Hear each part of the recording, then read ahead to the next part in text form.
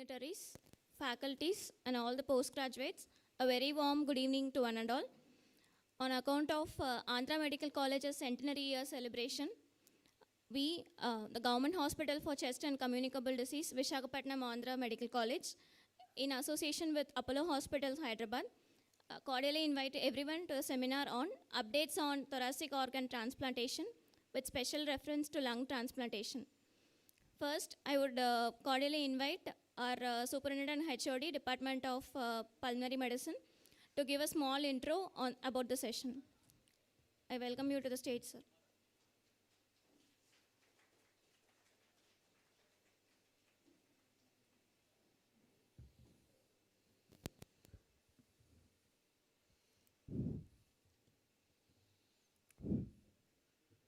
Good evening, everybody. It's an immense pleasure for me as a superintendent of this hospital to organize this very CME on the ECMO as well as lung transplantation. At the outset, I deeply welcome and thanks from my bottom of the heart for the entire Apollo Hyderabad team. Give them a big hand. Actually, they have come forward to all the way from their end and made their own arrangements in this hospital in order to give this excellent lecture about the ECMO and lung transplantation. And they have taken the exceptional pains also in arranging this, direct talk as well as the question and answer session from our Chaitanya, who is happened to be our postgraduate and taking a training program at US about the lung transplantation. So, without wasting time, I would like to give you a small introduction about this program lung transplantation.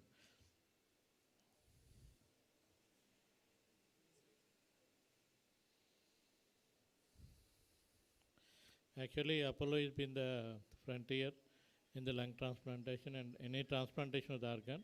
When I worked with them in 2016 or 15, they already made a big registry of cases which are requiring lung transplantation, and there's a great amount of a team like transplant coordinator also who is registering all the cases in this state as well as other states also, and they are coordinating with Avayavan or Jeevandan program also, and they are doing a wonderful program. I think we should learn a lot of things from them in this CME also. So coming to lung transplant, next slide please. So the first lung transplant was done in 1963. The recipient only survived about the 18 days only. The first successful heart-lung transplantation was done in 1981. Single lung transplant was done in 1983. Double lung is in 1986. So there's a various types of transplant programs also there. And more importantly, unlike the other organ transplants, everybody is having a grim picture after the post-transplant.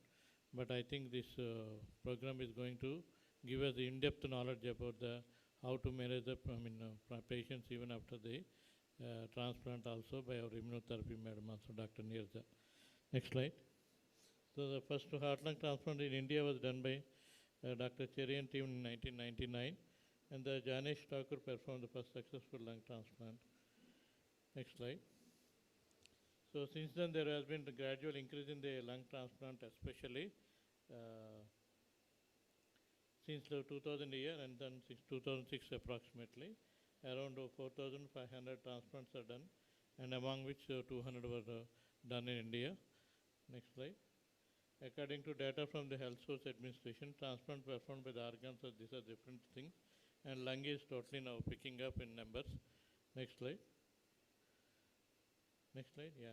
So this is the donor rate actually from India and abroad. I think with the cadaver donor transplant program, I think we're going to have more number of them also. So various programs like single and double lung transplantation. So next slide. So the end point of lung transplant is no more than just a rehabilitation. So it has to be stressed and impressed upon every case. And I wish you all the best for this wonderful program. Thank you. Thank you very much for giving this opportunity. Thank you.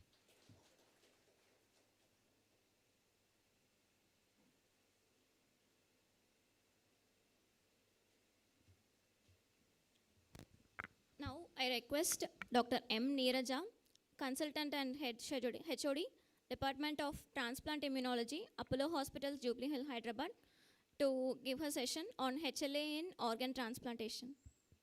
I welcome you, ma'am.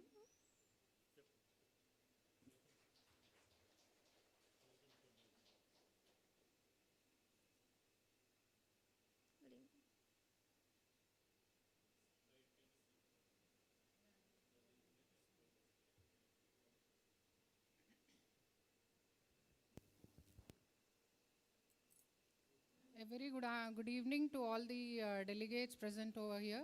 First of all, I would like to thank Dr. Naresh sir and Government Chest Hospital team to give me an opportunity to present before you. I'm consultant and head transplant immunology. I have been used to speaking in lot of kidney sessions, liver sessions and all. This is my first presentation about lung and heart transplantation. I don't know how much justice I can do about it.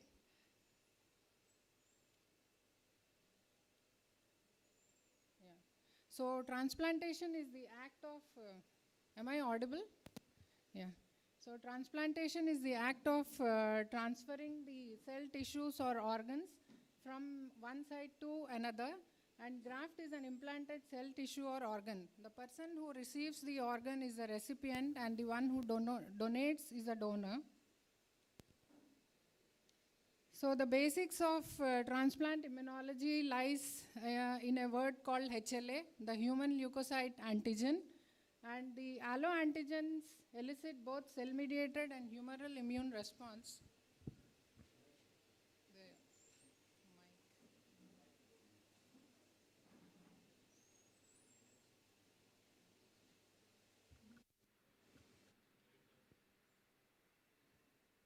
So the alloantigens elicit both cell-mediated and humoral immune response, and recognition of the transplanted cells, which are self or foreign, is determined by polymorphic genes, that is HLA. So HLA basically is present in the major histocompatibility complex, and these are the genes whose alleles encode polymorphic cell surface glycoproteins involved in the antigen recognition and presentation. So MHC match should be there for any organ transplant, whether it is kidney, heart, liver or lung. As per the European Transplant Act, there should be a minimum of 6/6 antigen match between patient and donor. However, for heart and lung transplant, this is very difficult because the donors are everyone are cadaveric donors. We can't do live lung or heart transplants. So there is very few donors, and getting a full match donor is highly impractical. So as Sir said, the first organ transplantation of kidney was done in 1959, liver transplant in 1967, and the heart transplant in Cape Town in South Africa in 1968. Now the question is, why the organ transplant is so difficult and why all of us should break our heads to do the transplant? So the answer is, the organ transplantation is difficult because of the HLA antigens which are located on the cell surface. And these HLA antigens, which are also referred as MHC, plays an important role in the recognition and discrimination between self and non-self. So where is this HLA present? The HLA is basically present in the short arm of chromosome number 6, and its essential role lies in the control of self-recognition. So basically these HLA are of two types, class 1 and class 2. The class 1 genes are HLA A, B and C loci, and class 2 or the D region is DR, DQ and DP region. So these class 1 genes are virtually present on all nucleated cells, whereas class 2 are restricted only to the specialized cells of the immune system, the macrophages or B cells. Now, why HLA is so important is because they are highly polymorphic and polygenic, thus leading to transplant rejections. So with the advent of newer technologies, in the earlier days, the HLA matching was done by low resolution or serological methods, but nowadays it has been replaced by a gold standard next generation sequencing. So as the technology advances, The number of new HLA alleles which are discovered is increasing slowly, and more than 20,000 HLA alleles have been discovered till now, and the counting is still going on. So any cell displaying some other HLA type is non-self and is seen as an invader by the body's immune system, resulting in the rejection of the tissue which is bearing those cells. Now, how does this HLA is inherited? As per the Mendel's law of genetics, which we had studied during our school time, the law is if suppose there are two siblings in a family, a child will inherit one set of HLA from father and the other set from the mother. So the set which is inherited is called as a haplotype. If there are two siblings, as per the law, there should be a 25% full match chance, or 50% of half match, and 25% no match. So this is the law which we followed in most of the solid organ transplants, especially in kidneys when we do for live transplants. So what are the factors which are favoring the allograft survival? The basic one which you have to follow is blood group compatibility. So whenever we are doing a kidney, like the cadaver transplants, the blood grouping should be same between the patient and the donor. Then there should be a HLA compatibility, which I said for heart and lung it is very difficult. And then the procedure what we follow is we have to do HLA typing and tissue matching. So what does HLA identify? It identifies the HLA antigens which are expressed on the surface of the leukocytes. So the applications of HLA typing is mandatory for any organ transplant between patient and the donor. A 100% match is considered ideal for any transplant, but this is not possible for heart and lung. So the class 2 typing is very important for successful long-term outcome of the transplant, and this applies very much to the lung transplant.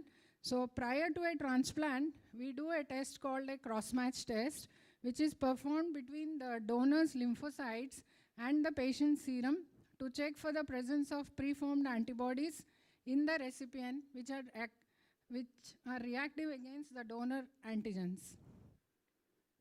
So the laboratory tests which are being done before a transplant, which is also called a pre-transplant workup, is ABO blood typing, tissue typing, and then which is called a lymphocytotoxicity test. This is the basic HLA test which is followed for all the organ transplant, and it is called complement-dependent cytotoxicity assay. And that is followed by mixed leukocyte and reaction. This is nothing but the PRA. So any patient who wants to undergo a heart or a lung transplant has to register in Jeevandan. And when they are registering in the Jeevandan, the test what we do is called panel reactive antibody test.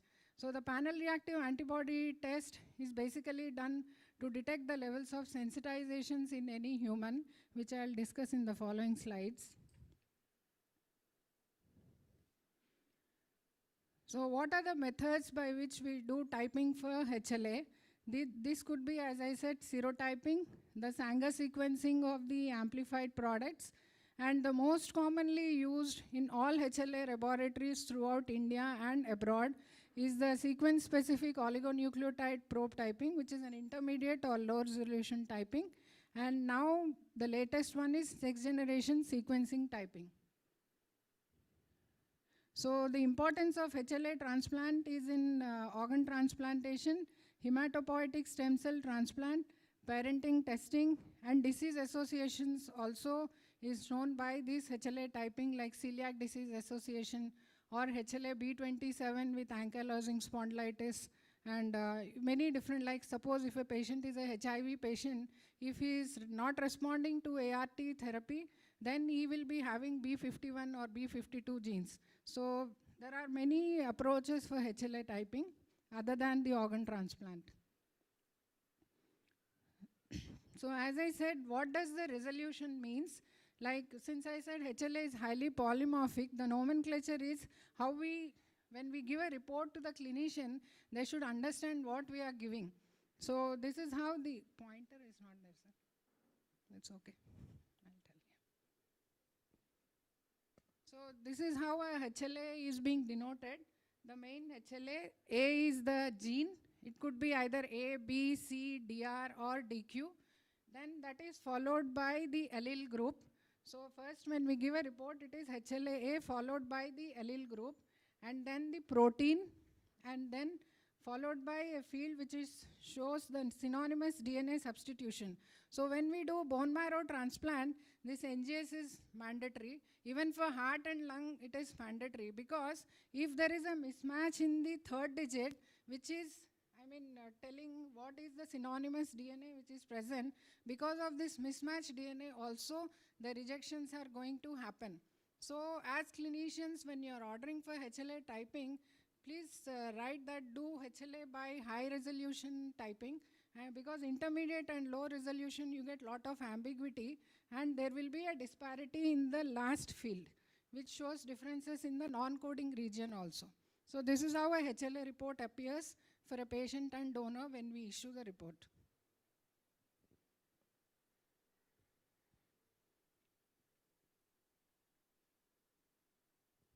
So this I don't want to go deep into the procedures. So what we do is we extract the DNA from the patient sample.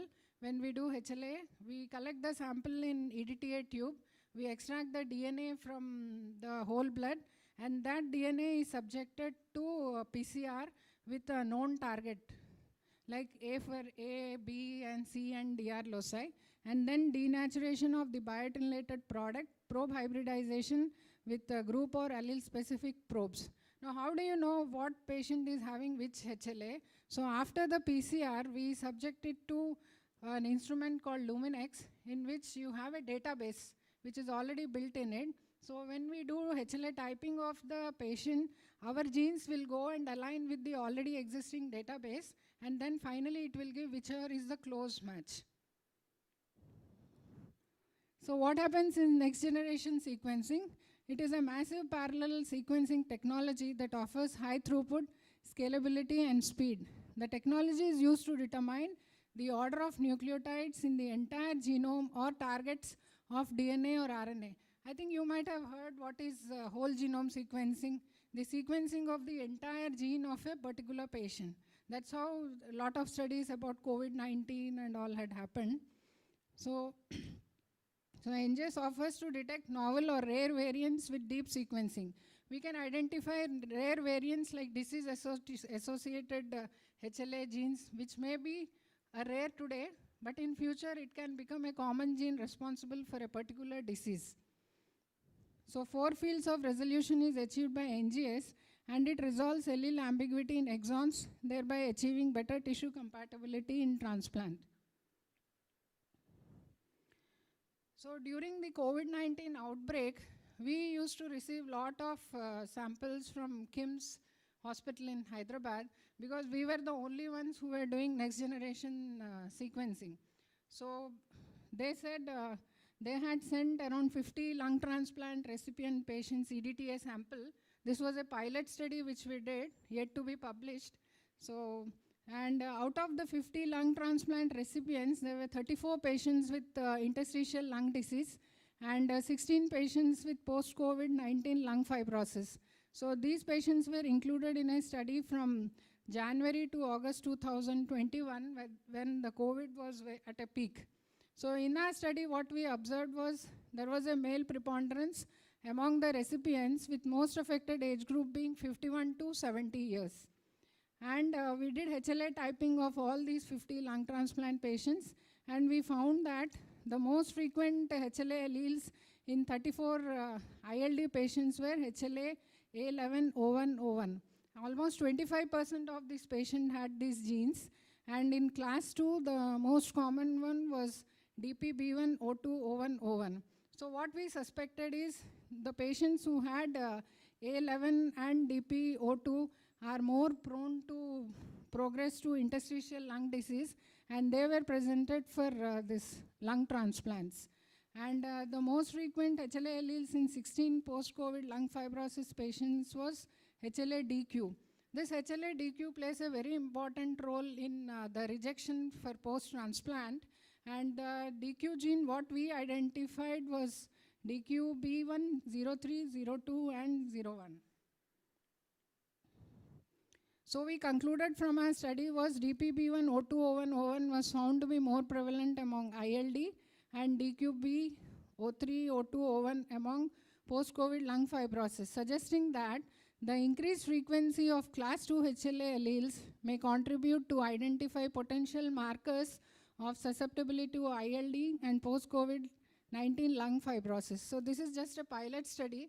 We have to do few more studies. So I think when we do lung transplant massively in Vizag, we can do a pilot study from here also.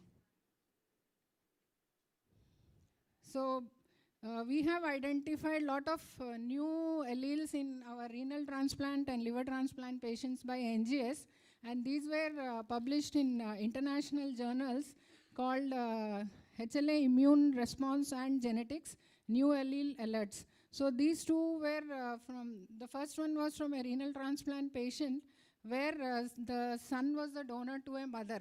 So when we did HLA typing, a new allele called B44256 was identified, and from mother he had inherited, the son has inherited from the mother.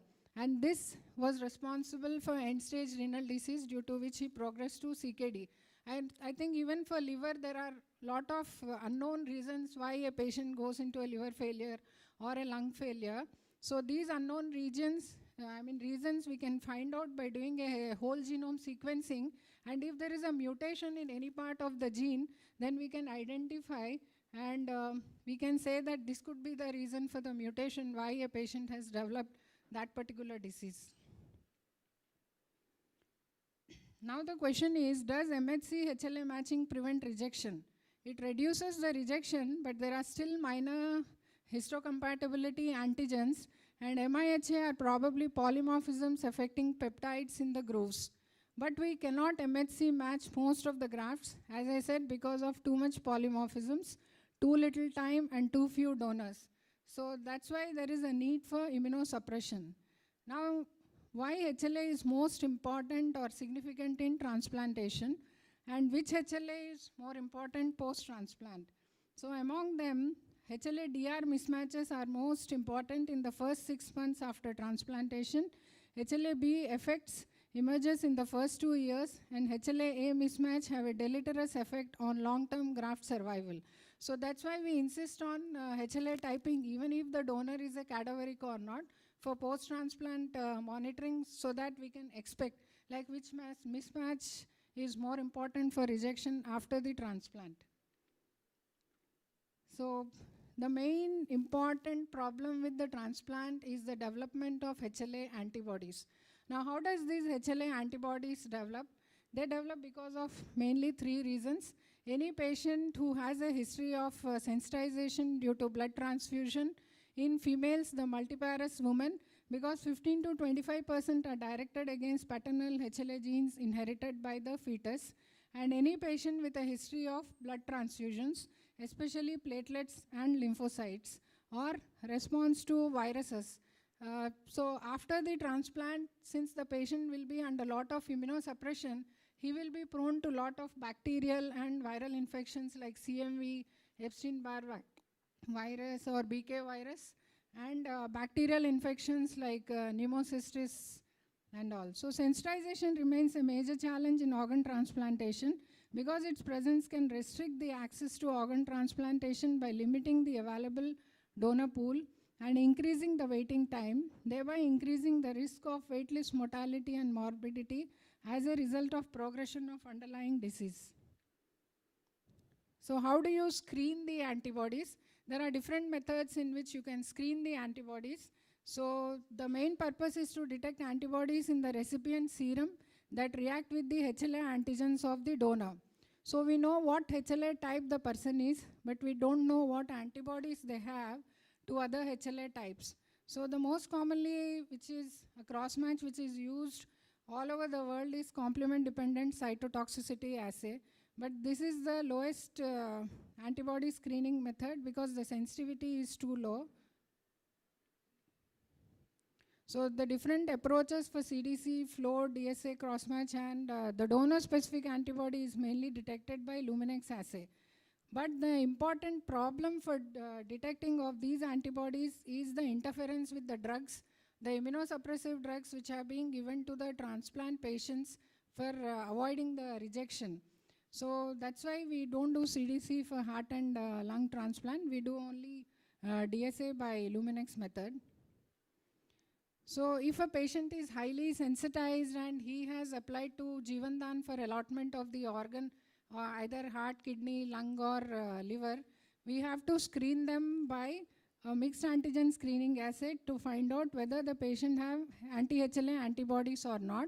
And the important test to do is panel reactive antibodies. So this test is to find out to what percentage of population does the patient have antibodies and what is his chance of getting a compatible donor. Then the latest antibody detecting method is single antigen assay, in which we find out what are the antigens against which the patient has antibodies and which donors should be avoided. Yeah, so how do you do the risk assessment? If any patient is positive for complement dependent cytotoxicity assay, outright we reject the donor. Even if he is a cadaver, we tell the patient to wait for few more days, because on-table rejection will be there if CDC cross-match is positive. So the current positive CDC contraindication to transplant, as I said. So then we do another test called donor-specific antibody test.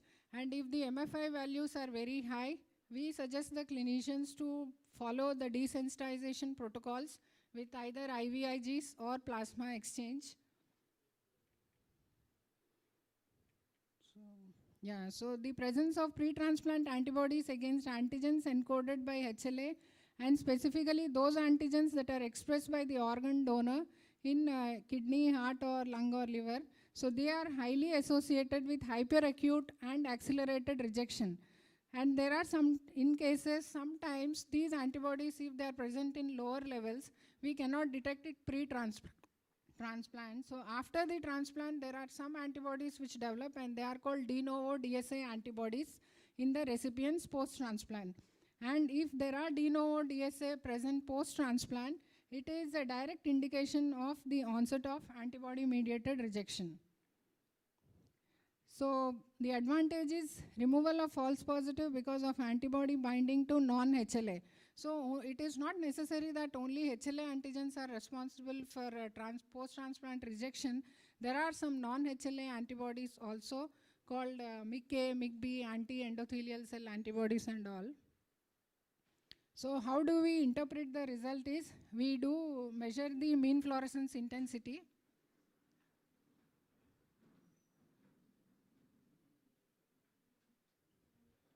So if the MFI value is more than 1000, then we say that the patient has developed donor-specific antibodies, and the chances of the rejection post-transplant is very high in such cases. So we follow the British Society of Histocompatibility guidelines to interpret the levels of antibodies. So if it is less than 1000, then we say that there are no DSA levels. If it is less than 2000, the patient is at a minimum risk of hyperacute rejection due to low-level donor HLA-specific antibodies. And if the MFI value is more than 5000, transplant veto apart from exceptional cases, and further testing like CDC or Luminex assays has to be considered in cases to further refine the risk profiles. So as I said, the DSA has got a lot of effect on the patient's survival post-heart or lung transplant.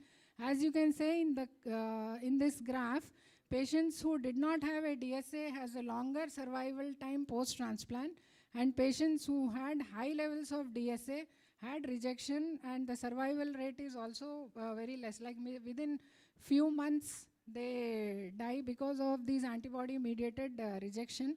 And out of these HLA, ABC, DR, DQ, the DQ is the most dangerous, and DQ, DSA are most prevalent post-heart transplant and even in lung transplant patients. So what is PRA test? It is a screening mechanism to determine the HLA antibody profile of potential transplant recipients. So what is the frequency with which you have to screen the patient when they have gone for Jeevandan? You have to screen them either monthly or quarterly of the recipient sera with a panel of HLA typed cells. So sensitization of the recipient is expressed as the percentage of serum reactivity with total panel. High PRA is indicative of highly sensitized recipient, one who is at risk of early graft loss. So we express this PRA in the terms of percentage. So in the result, when we say that the PRA levels in a particular heart or lung transplant patient is 20%, it means that he has 80% of chances of getting a donor. If his PRA levels are 80%, then there is only 20% of his chances of getting a donor. So this test is very, very important for a person who wants to register to Jivandan for cadaver transplant. And there is calculated PRA also. So it detects the percentage of donors with unacceptable antigens in the donor pool. So what matters clinically? How easy will it be to find a donor for my patient who is awaiting heart or lung transplant? So as I said, if CPRA is 10%, then 90% of the donors would be a match. So the latest antibody detection method, what we follow in Apollo is single antigen bead assay, which is used for virtual cross-match test. So here it detects the quantitation of HLA antibodies, in which there are beads called Luminex beads, which are coated with say 1 antigens. So now we get a lot of questions from the clinician. Madam, the kits are being developed in US or in other countries. What is the guarantee that the kits are covering all the HLA alleles which are most frequent in India? So the same question we had asked them, they said that they cover the most common HLA antigens prevalent in Indian, South African, Hispanic and Caucasian population. So there is no doubt that most of the HLA alleles which are prevalent in India are covered in this assay. So each bead is coated with 100 individual HLA specificities, and based on the intensity of the fluorescence, we suggest the clinicians to go ahead with these desensitization protocols. So how do we do a virtual cross-match? We generally, whenever we get a cadaver transplant in the midnight, the question is first, is the patient sensitized or not?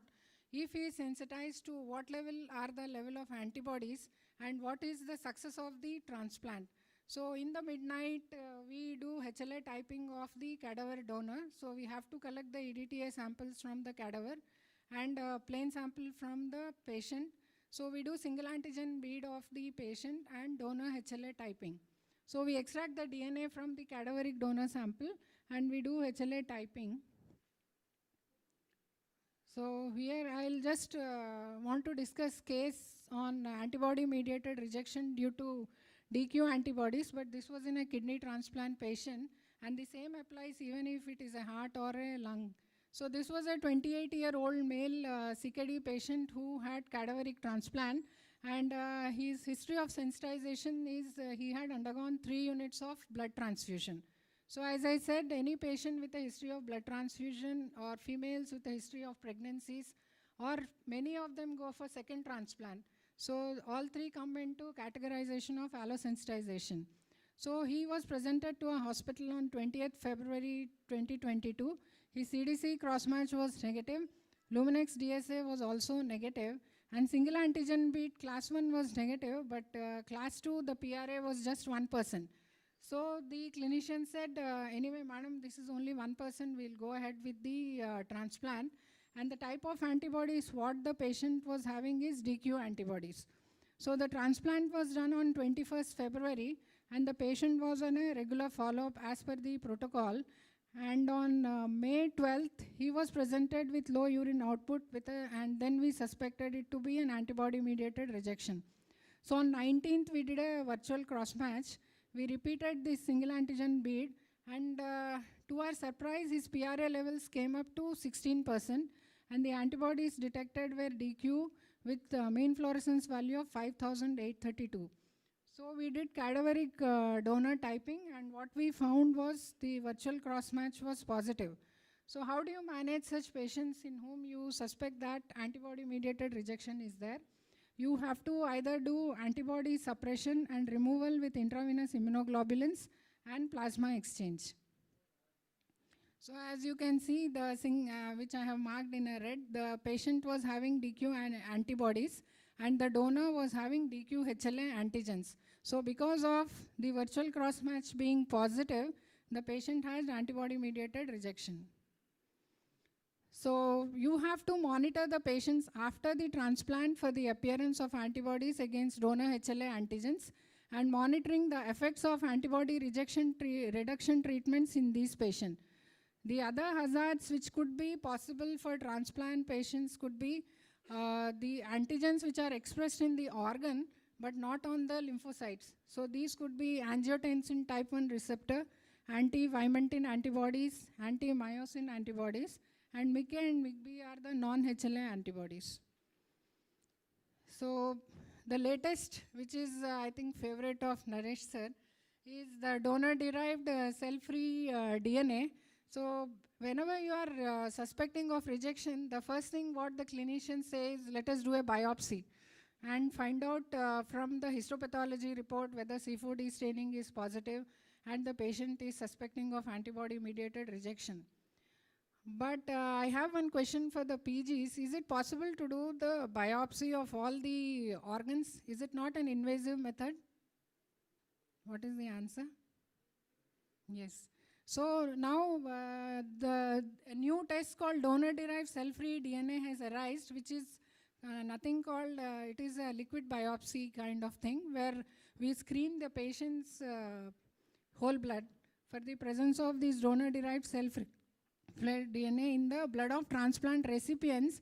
It has been proposed as a non-invasive marker for diagnosis of graft rejection.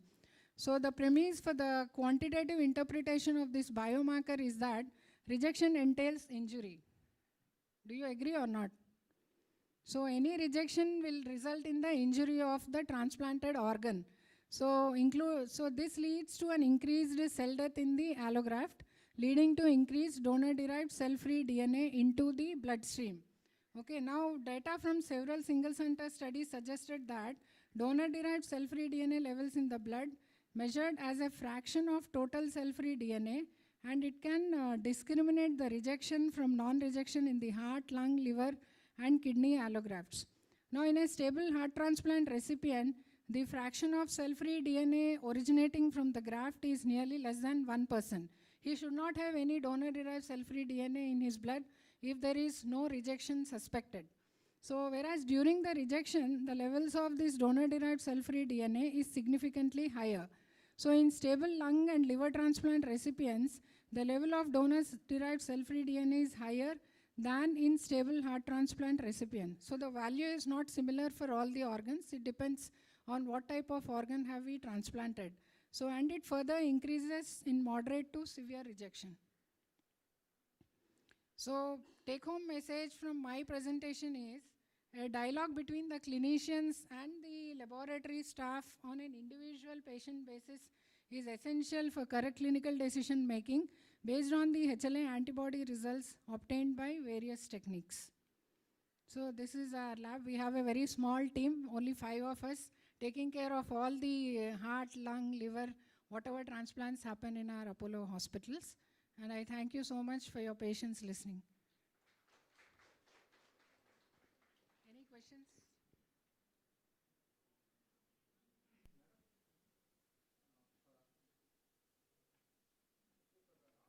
Transplantation, you are doing PRA. Yes. Isn't it? Nowadays, what is the rationale in doing PRA for pediatric blood transfusions? No.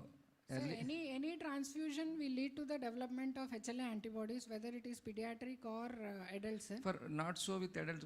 For adults, we are not doing. No, so PRA is basically mandatory to do for detecting the level of patient's sensitization history, because that will lead to the development of these HLA antibodies. And if a patient is having HLA antibodies, then he is at higher risk of post-transplant rejection. So we always suggest that whoever is going for even for live or cadaver transplant to get tested for PRA, because that is the basic test which detects whether patient has HLA antibodies or not. And I think in, government hospitals, cost also matters a lot. A patient cannot undergo menu of tests going on, spending lot of money in testing. So the basic test what we suggest to all the transplant physicians is first screen the patient for the presence of HLA antibodies by doing a PRA, even if he is an adult or a pediatric patient. We do even for pediatric kidney and liver patients in our hospital. It is mandatory in Telangana Jeevandan. That's what. Yeah. If PRA is positive for a pediatric transfusion, can we stop that?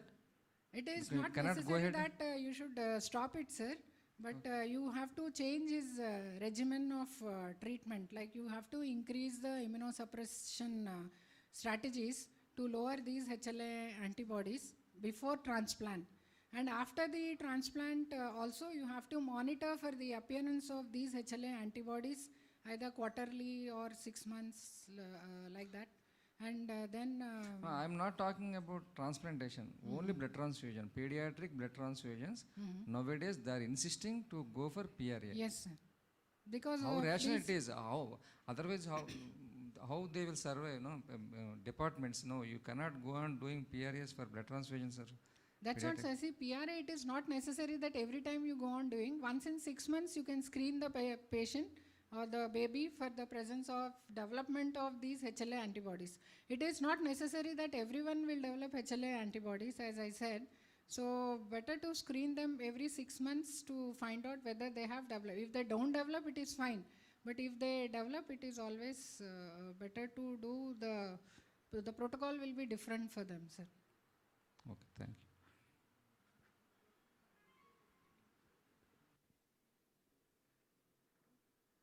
Thank you so much.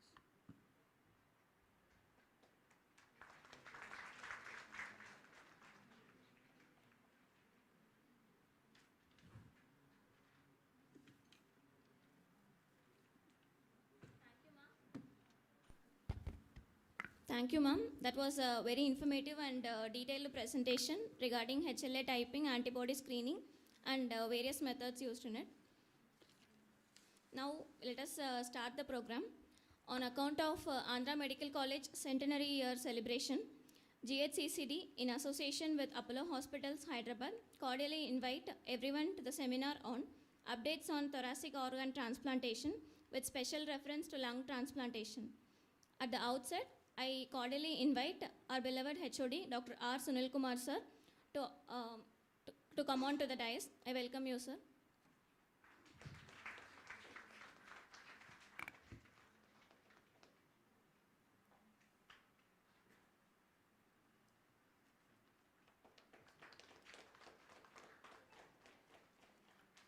Next, I take immense pleasure in welcoming our guests of honor, Dr. G. Buchiraju, sir, Principal, Andhra Medical College.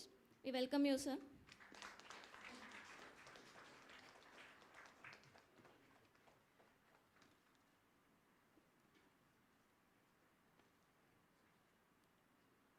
Next, I welcome the other guest of honor, Dr.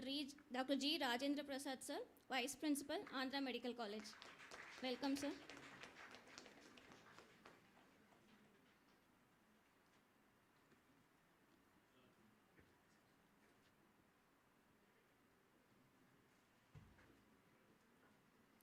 Next, I welcome our special speakers, Dr. P.V. Naresh, sir, who's a senior consultant in the CTVS department, who is specialized in heart and lung transplantation, minimally invasive cardiac surgery, and aortic surgery, Apollo Hospitals, Jubilee Hills, Hyderabad.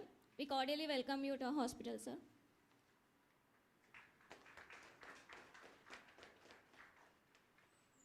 Next, I welcome Dr. M. Neeraja, Consultant and HOD, Department of Transplant Immunology, Apollo Hospitals, Jubilee Hills, Hyderabad. Welcome, ma'am.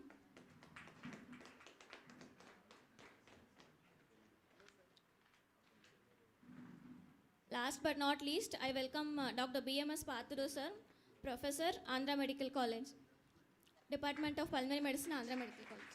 Welcome, sir.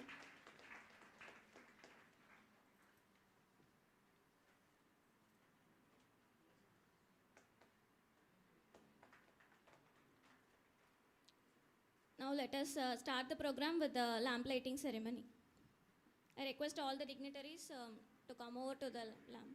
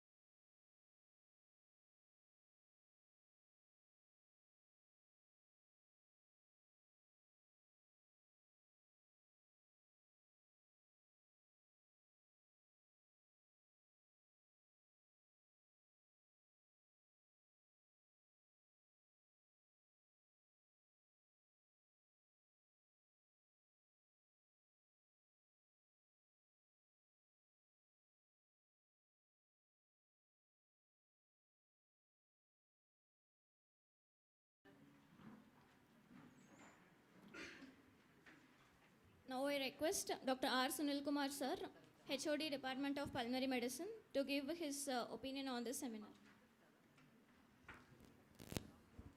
Good evening, everybody. Respected Principal Dr. G. Bucharaj sir, respected Administrative Vice Principal Dr. Rajan Prasad Garu, our speaker of the today, and Dr. Naresh Kumar, Consultant CT Surgery, Apollo Hospital, Hyderabad, and Dr. Neeraj Madam, Immunologist, Hyderabad, and Dr.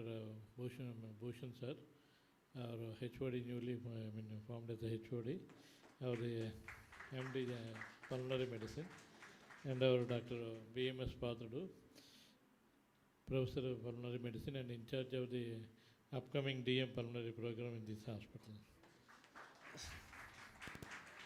The faculty members as well as the other postgraduates and friends.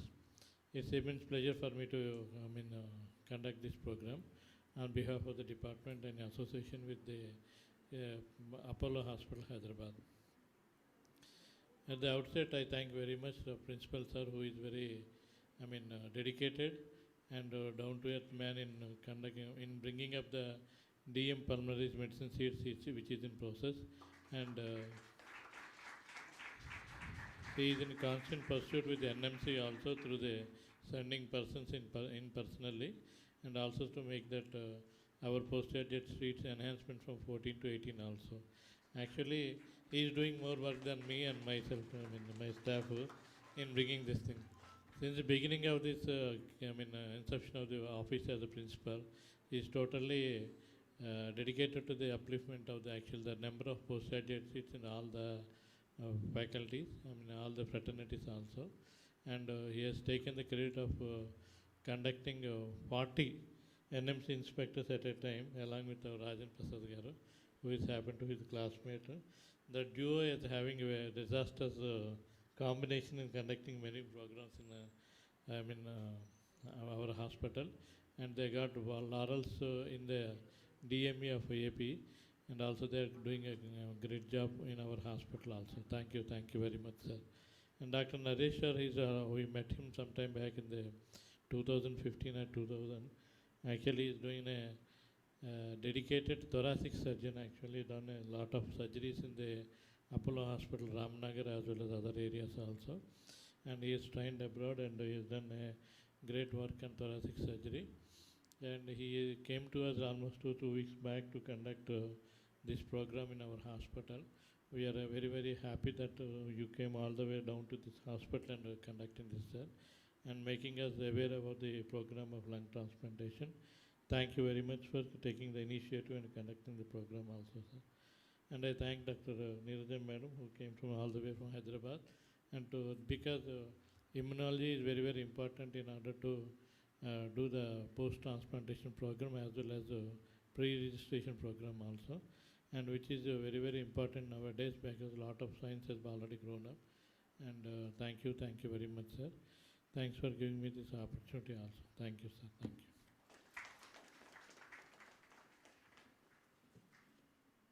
Thank you, sir. Now I invite Dr. B. Buchiraju, sir, Principal, Andhra Medical College, to speak a few words.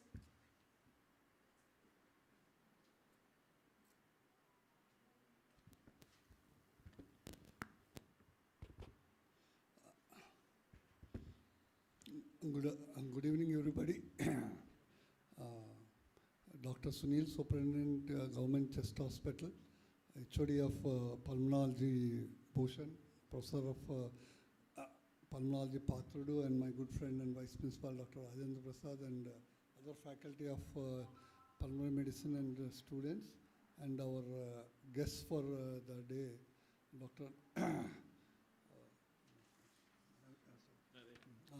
Dr. Naresh Kumar and Dr. Neeraja, who will be, and actually I have to first thank the faculty and students of Chest Hospital who have done quite a yeoman service during the COVID times. And this is, I think, after Sunil took over as superintendent, several academic programs have been conducted. I was associated with few of the programs in last 1 year of my tenure. So I congratulate him and the Department of Pulmonology for organizing such CMEs. Recently we also had a journal CME also in respiratory medicine, which was organized here. Tomorrow also we have 2 journal CMEs, both in gynec and radiology. So I'll thank Naresh Kumar and PV Naresh. Actually I was associated with him when he was in Apollo, Vizag, for quite many years when he worked in Vizag. So I congratulate PV Naresh and his team for coming up and giving some academic program, because after the COVID, everybody was very much interested in, not before COVID also, there are a lot of enthusiasm regarding transplant, especially lung transplant.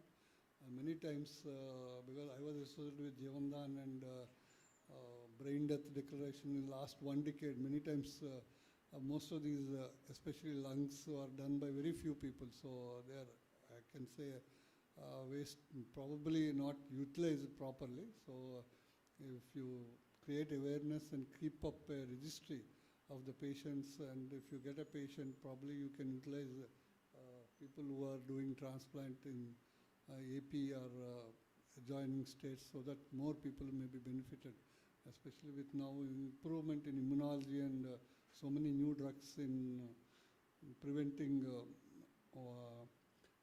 the rejection and long-term effects of immunosuppressants. I think we should all be now start having registries of people who need such of these conditions, so that when we have a patient, especially like when we have a donor, we can utilize their service, because the same person can be used. You saw recently in last 1 month, one of the hospitals conducted double donation, organ donation in single patient. So things will be might better. Even though AP is quite low in terms of this cadaver organ donation, because it should come from more from neurosciences, because most of these patients are admitted in neurosurgery or neurology. So these people have to be, but quite a good work is done both in Kerala and Tamil Nadu and also in Telangana. So we are slightly in getting these people, but you have to first start registry and also to look for donors, so that some people can be benefited. So with this, I once again congratulate Department of Pulmonology and Apollo Hospital, Hyderabad, for organizing an academic feast today evening. Thank you all.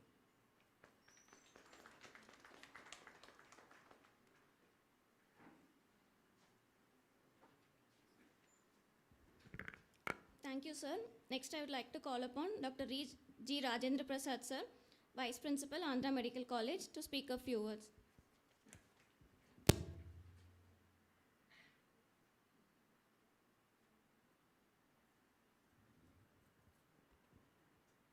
Professor Sunil Kumar Garu, your superintendent, your beloved superintendent, and my beloved friend Dr. Bujraj Garu, our guests, Neeraja ma'am and Naresh sir, and our colleague Dr. Patrudu Garu, and my dear friends, colleagues, students, I am very happy to be invited to this August gathering.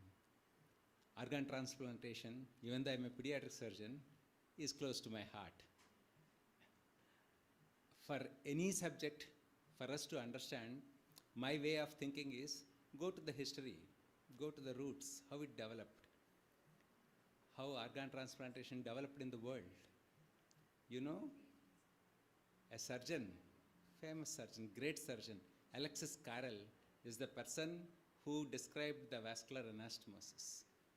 A simple vascular anastomosis technique described by him is the initiation for organ transplantation. You see the number of organs being transplanted every day in and day out all over the world. Millions of people are surviving or living just because a surgeon, a French surgeon, described this technique of vascular anastomosis. For this, he was awarded Nobel Prize in Physiology and Medicine in 1912. One of the very few surgeons who got Nobel Prizes. So I remember him a lot. This point I studied when I am doing my MS General Surgery. I am very fond of those surgeons who got Nobel Prizes because very less number are there, no? So he opened up the field of transplantation surgery. And his field of interest is thoracic organ transplantation. He is the person, along with Charles Lindbergh, devised perfusion pumps, which is the most vital instrument or item to perform organ transplantation. Before we step into anything, we pray the ancestors, we pray to the gods, we pray to the ancestors. Like that, this seminar, I thought by taking their big names, this presentation, this talk will become a huge success. Thank you very much for inviting me. I wish you all the best. Thank you, sir. Now I would like to call upon Dr. P.V. Naresh, sir, consultant CTVS from Apollo Hospitals, Jubilee Hills, to give a few words on the session.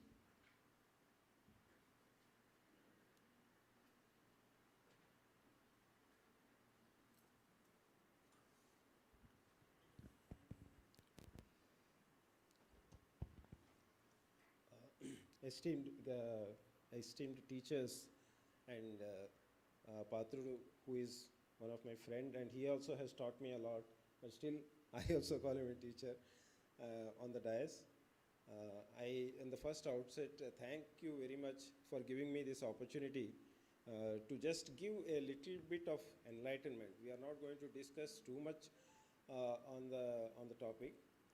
And just before, when we were discussing with Sunil Kumar sir, we were just telling him at one time when I was 10 years back, when I was in Vizag working with Apollo, we were thinking of doing lobectomies or pneumonectomies or decortication. So within the 10 years and with COVID coming in between, how things have changed is the general awareness of even the governments, that they have known that health is going to be a very important thing which has to be taken care, and individual state governments are doing more and more to improve the health of the community. And when we were discussing, I just gave him a proposal that maybe within a few months' time, we have the infrastructure here at the government chest hospital where a lung transplant can be performed. So he was a little surprised. Then he said, sir, how can we do it? So then I just told him, sir, we are doing kidney transplant. So why can't we do a lung transplant? Because ultimately, how we have learned about immunology is when I was at Yashoda Hospital, when we were doing the lung transplant program, we were not having an immunologist with us. And we were discussing with our nephrologist about, once we get the PRA level, how to go about it, how to go for the next Luminex testing and all these things. And slowly, maybe we were understanding very little, but we were getting a little bit of idea about it. So I sincerely feel that this whatever lung transplant or even heart transplant and even the liver transplant, it should not be restricted only for a few very high institutions. And when we can spread this knowledge across everyone, even across the MBBS students should be aware of it. And in that way, what can happen is it can grow in all the institutes all over the country. So in that way, we would, as being, even though we are in the private organization, we having the opportunity to learn and also have gone abroad a few times and want to spread it to other, to the upcoming postgraduates and also the students. and hope that this small seminar which we are presenting will open up a lot of young minds who are here and get them interested towards this specialty. Thank you, sir. Thank you, sir. Thanks for your wonderful message and for also appreciating our institute also, sir. In fact, we are the highest number of handling the bronchoscopies and thoracoscopies in the government sector in Andhra Pradesh, sir. And I don't know that, the value of modular OT also till the fact you are impressing upon. And definitely we'll take your advice most positively with the help of our principal as well as vice principals are also, because they are also supporting a very big way to this department. And definitely we'll take the message forward and we'll do the best thing, sir. Thank you. Because this is the best hospital actually. This is a isolated and exclusive pulmonary specialty with infrastructure very good in manner. So definitely we'll think of these things, sir. Thank you. Thank you, sir. Next, I would like to call upon Dr. M. Neeraja ma'am, Consultant HOD, Department of Transplant Immunology from Apollo Hospitals, Hyderabad, to share a few words with us.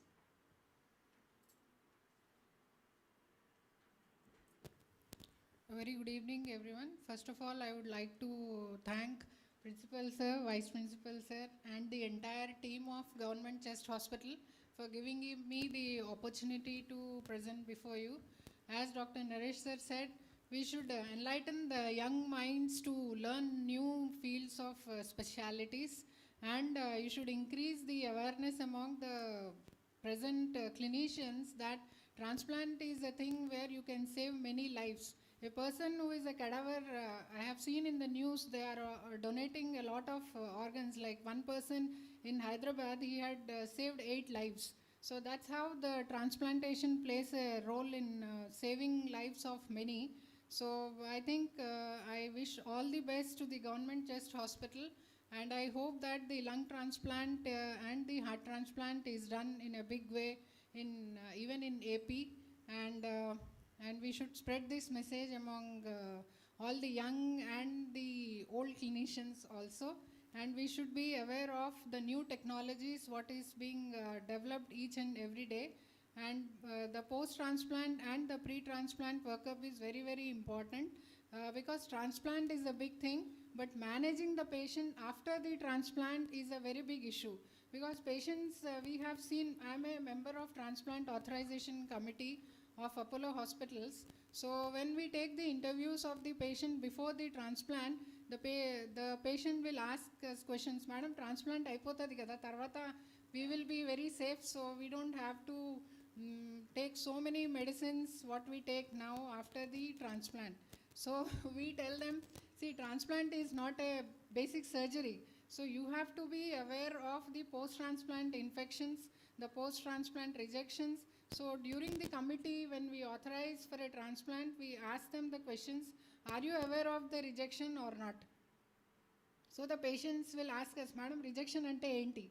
So we tell them, ippudu meeku heart transplant chestaru or lung transplant chestaru, it doesn't mean that the body will accept that organ because it doesn't belong to you. It belongs to someone else, and the body will detect it as a foreign organ. So adi meeku match avvadaniki it will take a long time. So you be very strict under isolation and maintain all the protocols even after the post-transplant. Don't jump into parties and all gatherings after the transplant.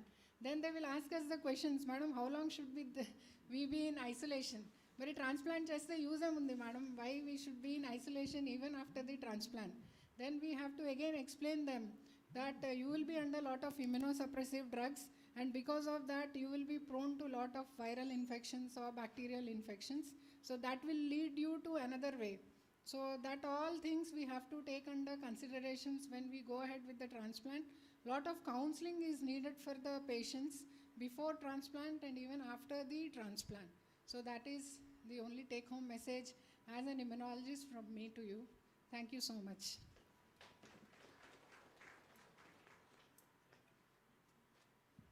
Thank you, ma'am.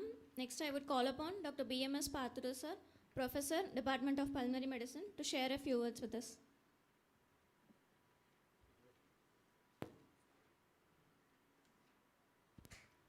Good evening you to all. Respected dignitaries on the dais, Principal Sir, Rajan Prasad Sir, and my colleague Naresh Sir, Superintendent Sir, Bhushan, and also our beloved Madam Souri Kumar also attended at this session. We are very pleased to say. The idea of doing this particular session is that I am known to Naresh Sir for a decade, long time. See, as PG students are increasing more, we thought we put some insight into the lung transplant, organ transplantation. So therefore, I called him to give a talk. Immediately, he obliged in no resistance at all. And coming over here and giving talk, along with that, what he said was, no, what I will teach only the surgical aspects.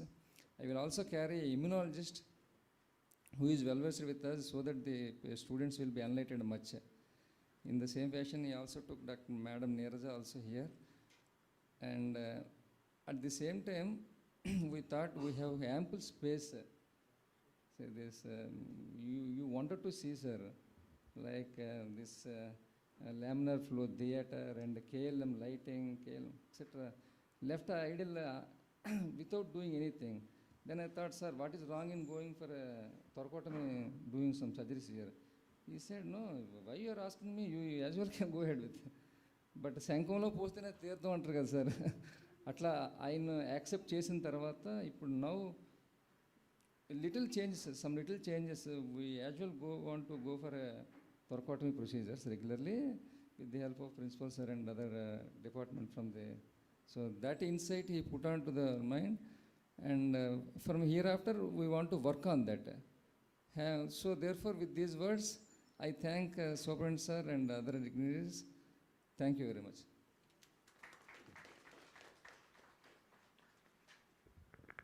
Thank you, sir. Now I'd like to call upon Dr. J.V. Praveen, sir, Associate Professor, Department of Pulmonary Medicine, to give a word of thanks to all the dignitaries.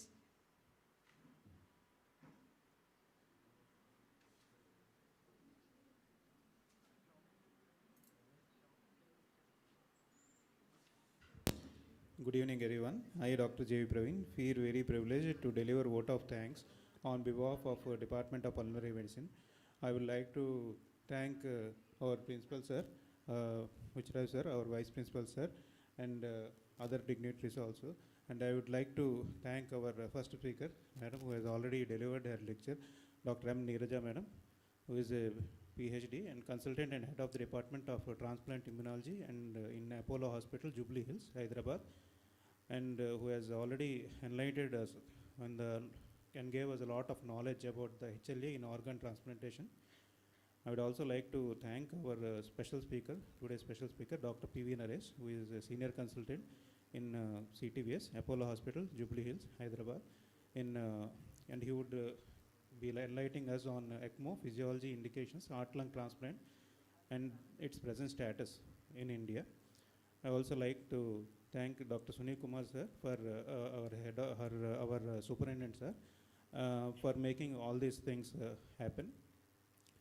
I also thank Dr. B.M.S. Pathrudi sir and also Dr. Bhushan Rao sir, head of the Department of Pulmonary Medicine.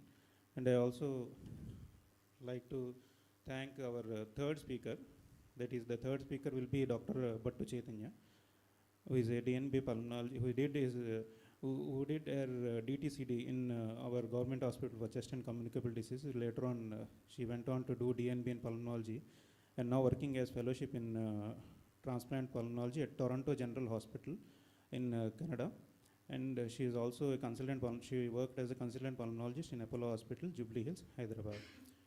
And I also like to thank Dr. Suri Kumari madam, who is head of the Department of Pulmonary Medicine in Kakinada. And I thank all the faculty members and postgraduates present here for coming to this CME. Thank you very much.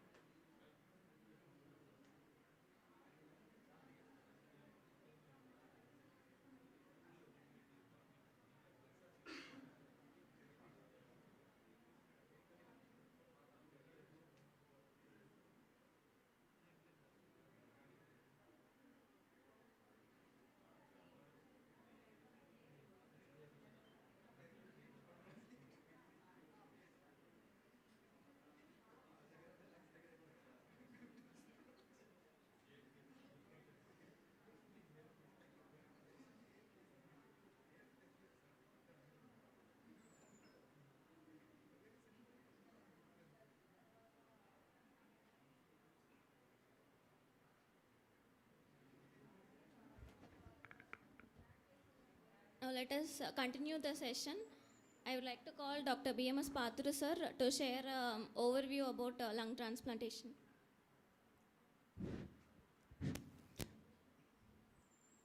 Okay, I am not here to share the overview of lung transplantation. That will take care by Dr. Naresh. What I want to say is, what I am now is today is because of contribution from the CT surgeon, isn't it? See, the moment I completed anesthesia in 2000, I joined in Apollo. At that time, most of the heart surgeries means coronaries. Coronaries done on bypass. Majority of the times, coronaries at that time was done by the bypass. So the music that we are going to face is post-operatively because patient is on pump. There are so many insults from the pump, not from the patient. So the whole night we have music, isn't it? So I thought, no, why these guys are doing like this? Patients are been baffling to get on day 3, day 4, day 5 also. They could not recover as much what they expected. At that time, this was the talk. Sir, Venkateswara garu sir kuda vachara. Welcome, sir. Sir also started his career in Apollo since, first batch, 1999 to 2000. So at that time. So this was happened between 2000 and 2004. In 2004 December, Dr. Naresh entered the Apollo Hospital. Then, as usual, no, we thought of going for CABG means pump. And CABG, doing CABG with always, so almost there are about 500 Schwann gans I used to keep. So between 2000 and 2004, every patient intubation means you have to put Schwann gans. Isn't it? To keep the wedge pressure, to keep the RA, to keep the LA, etc., etc. And also, another colleague by name Ramohan. See, that's why I took Mike is the fact that, see how it has evolved. Isn't it? So at that time, Ramohan also, Dr. Ramohan is anesthetist, cardiac anesthetist. He also came. How he came? Because Sar and Ramohan worked together. So when Sar came in, he took Ramohan also into consideration into the team. So at that time, the paradigm shift, what happened was, we start doing beating heart. For the first time in Vizag, Apollo started CABG, undoubtedly, but the outcome of the patient recovery was hugely increased. When somebody is doing bypassing pump and doing on beating heart. So for doing beating heart surgeries, coronaries, anesthesia is key role. So it was the Ramohan, sir, stand up please. It was the Ramohan who insisted, no sir, we have to do it in beating heart. Then we keep on doing that, succeed so many cases, coronaries. And in 2006, Rajshekar Reddy, before Rajshekar Reddy became chief minister in 2004 it seems, 2004, from 2004 to 2006, congenital, so many congenital cardiac surgeries came in, before Arukshri. So there are about 400 congenital cases, free of cost they had done. It was a huge boost for the city. Most of the cardiologists, they used to refer, even for complex congenital also, he never hesitated to do that. He never hesitated to do because he is a good anesthetist and also a team. Fortunately, I am in the team. Isn't it? So therefore, it went on like that, and in 2000, between 2008 and 9, he doesn't stop there. He go on to take mix, minimally invasive cardiac surgeries. Instead of doing labor sternotomy, simple thoracotomy, a single space, doing some graft salad, that also he did. And what happened at that time, I am also wavering whether to continue this anesthesia or go to something else. I always keep wavering and doesn't show much interest on any of the aspect. Then he started to pull me to take a cardiac transplantation also. So we went to Cherian's Hospital. Cherian's Hospital, where cardiac surgeries, you know, he is a famous congenital cardiac surgeon, world famous. So at that time, the lung transplantations are also going on there. He joined, he took me away. So I worked there for 4 months somewhere. 4 months. Hardly I could attend three lung transplants, that too donor aspect we gone there. Only we retrieved one case. Of course, we could not able to do that before keeping patient on ECMO itself, on pump itself, that guy is gone. So in that way, he has so much of passion on keeping me into that side, anesthesia side. But, but luck or bad luck, I get out of that and joined again as a assistant professor here in 13. I am continued. Still he is doing there. Now the point is, always if you have any doubt, say don't get away with the cardiologist opinion. Always take a consult from the cardiac surgeon. So whenever you got an angiogram of your relatives or within the family members, always consult a surgeon also. Cardiologist says something, but you also take the opinion from the surgeon. So that's what I want to say. Whatever the knowledge I got, he himself has introduced, we have fishman, this man, that man, we are reading. But surgical aspect, what the books you have to read, at that time itself, in 2006 itself, he introduced it. So that is why some extra corner, what I gained is gained from the anesthesia, cardiac anesthesia, chest and transplant aspect. So cumulative of all these things is today's pathway. Nothing more than that. So I thank Naresh sir and Ramohan, very good anesthetist. So I am very happy that we all four together. That's what the introduction I want to give. Apart from that, senior pulmonologist of the city, Venkateswara Garu also used to be there with the team. He used to take all cases of Dr. Naresh. So yeah, I'm happy, sir, you came here. With this, I want to continue the talk of Dr. Naresh.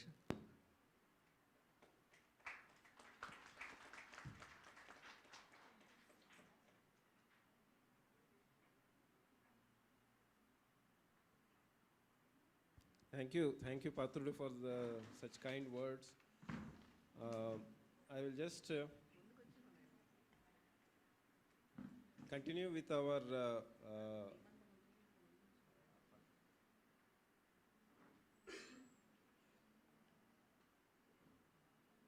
so lung transplant being a topic.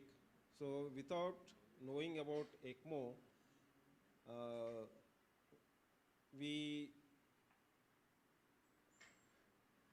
there is no point going towards lung transplant without knowing about ECMO. So just I will start.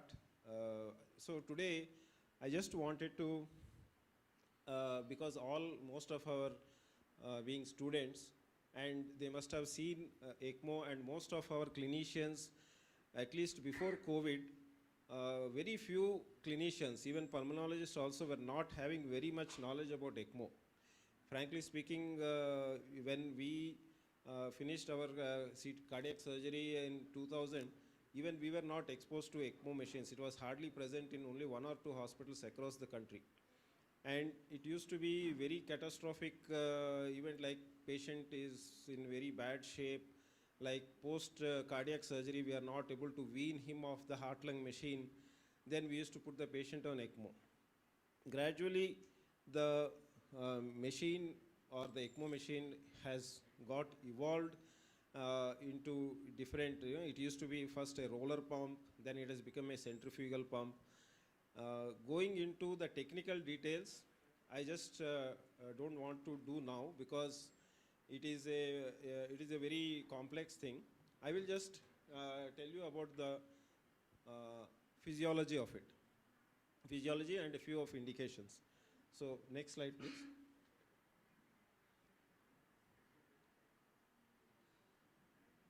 Next slide. I know changes. This is for me.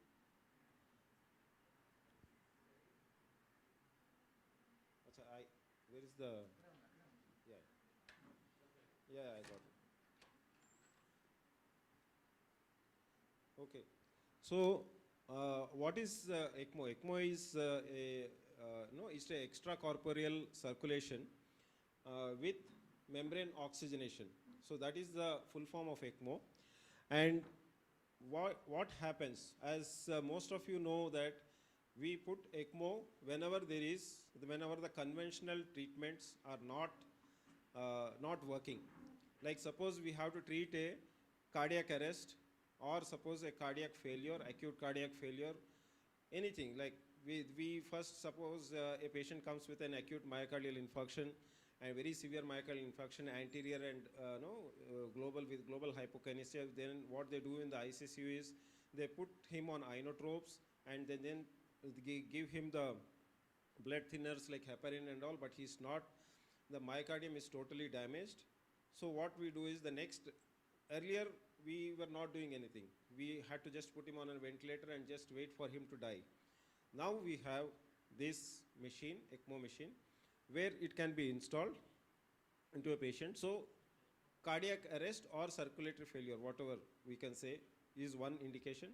The next indication of late, I think with more and more acute respiratory illnesses or even chronic respiratory illnesses, is for respiratory failure also, which are not responding, like we have seen during COVID time or even before COVID when there was the H1N1 infections, where we had, at that time mostly, it was the time when ECMO we also got exposure to ECMO.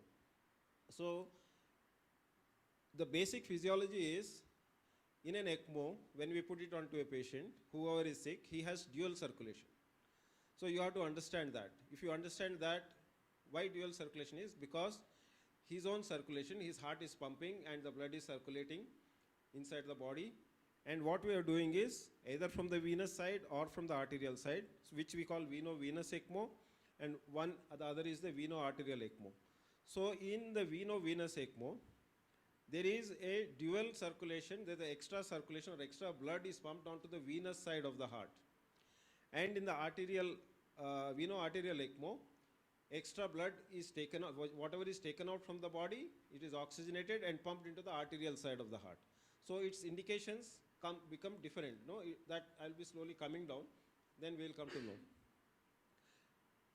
So first I would like to tell you about the veno-venous ECMO. So oxygenated blood from the ECMO. So once what we do is we put a cannula inside the vein. So how we put the cannula is, we put it into the femoral vein just like how you put a venous anesthetists, they put a venous line by putting a guide wire, and over that we thread a cannula, and that cannula takes out all the blood and it comes to the machine, which is the oxygenator is there, and then the mixes, it is purified and again it is taken back into the vein.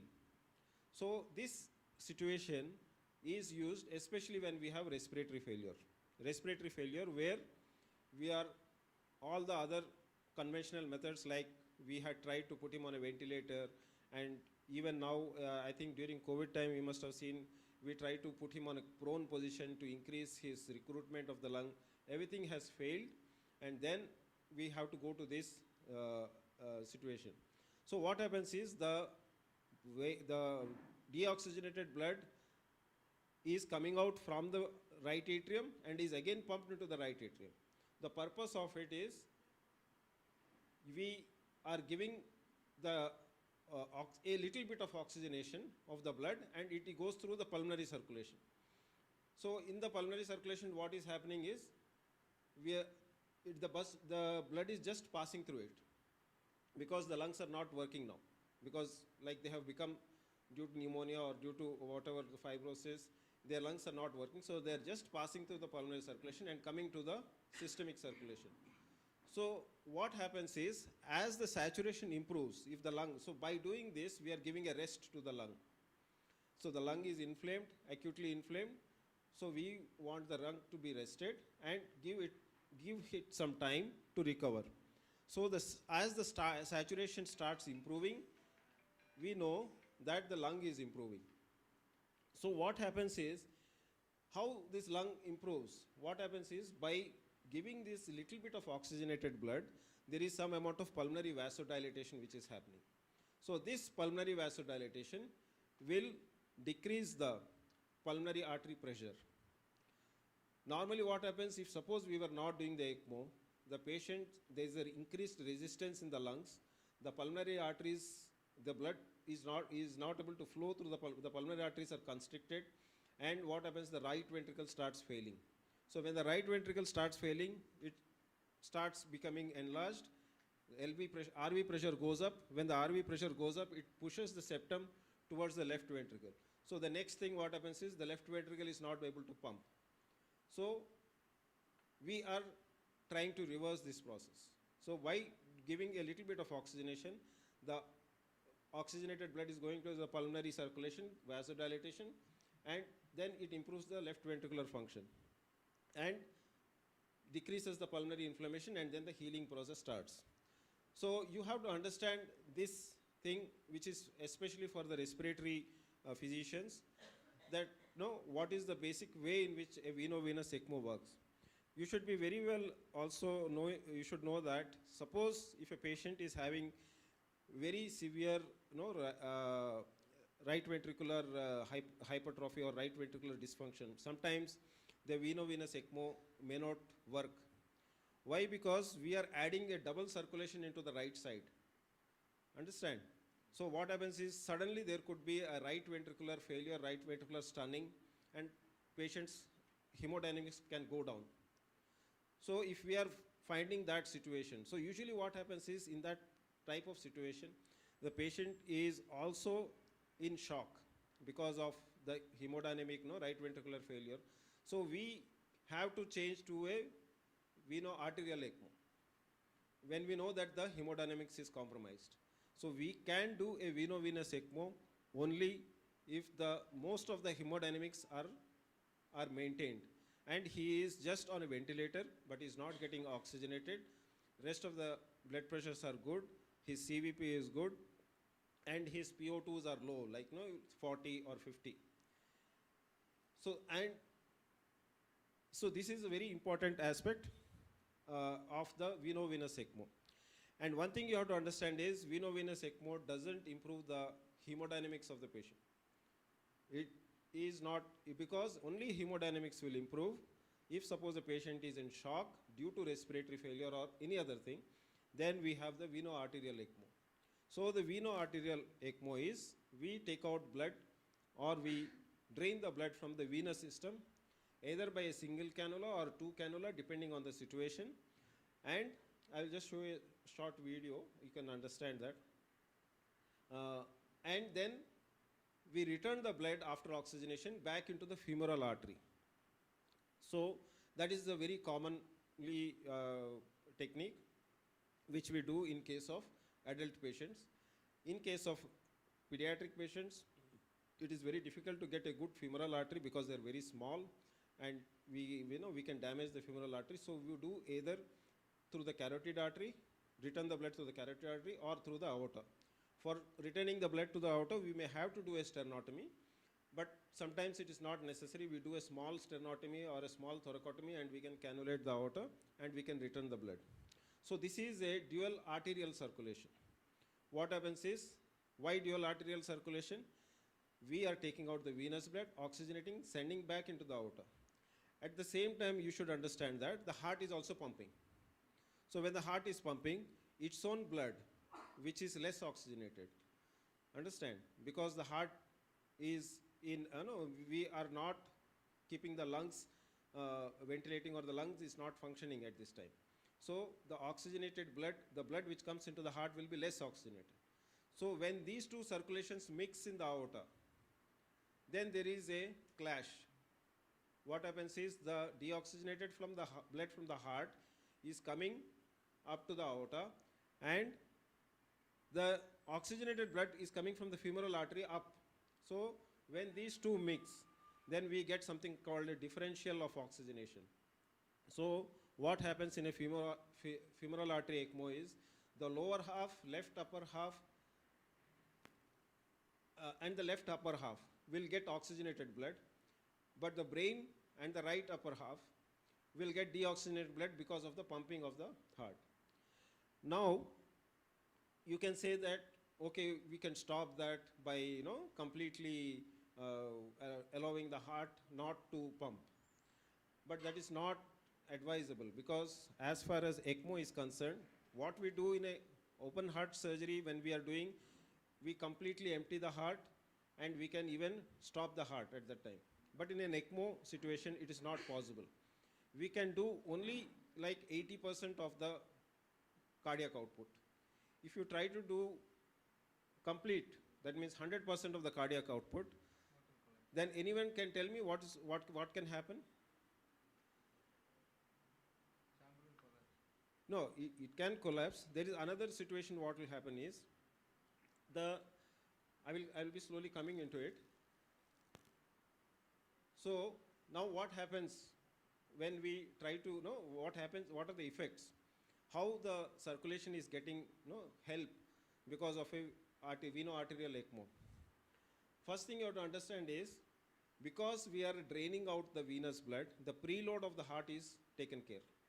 So we are decreasing the preload of the heart. Okay. So when the preload of the heart is taken, it gives some rest to the heart. But what happens is,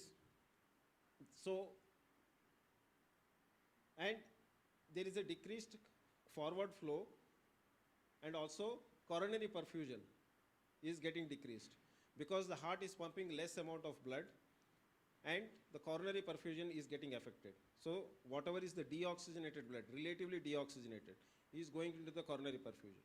So what happens is, the heart is relatively ischemic in this situation. I don't say it is ischemic, relatively ischemic, because it is getting less oxygenated blood. So with femoral artery ECMO, when we are pumping the blood in a reverse direction, what happens is, it is going at a flow. The ECMO runs at a flow of 4 liters or 3 liters. We are increasing the afterload. So when we are increasing the afterload, what happens is the heart has to pump against a higher pressure. So the heart will start failing. Understand? And moreover, what happens is, then it can lead to overdistension of the left ventricle. Why?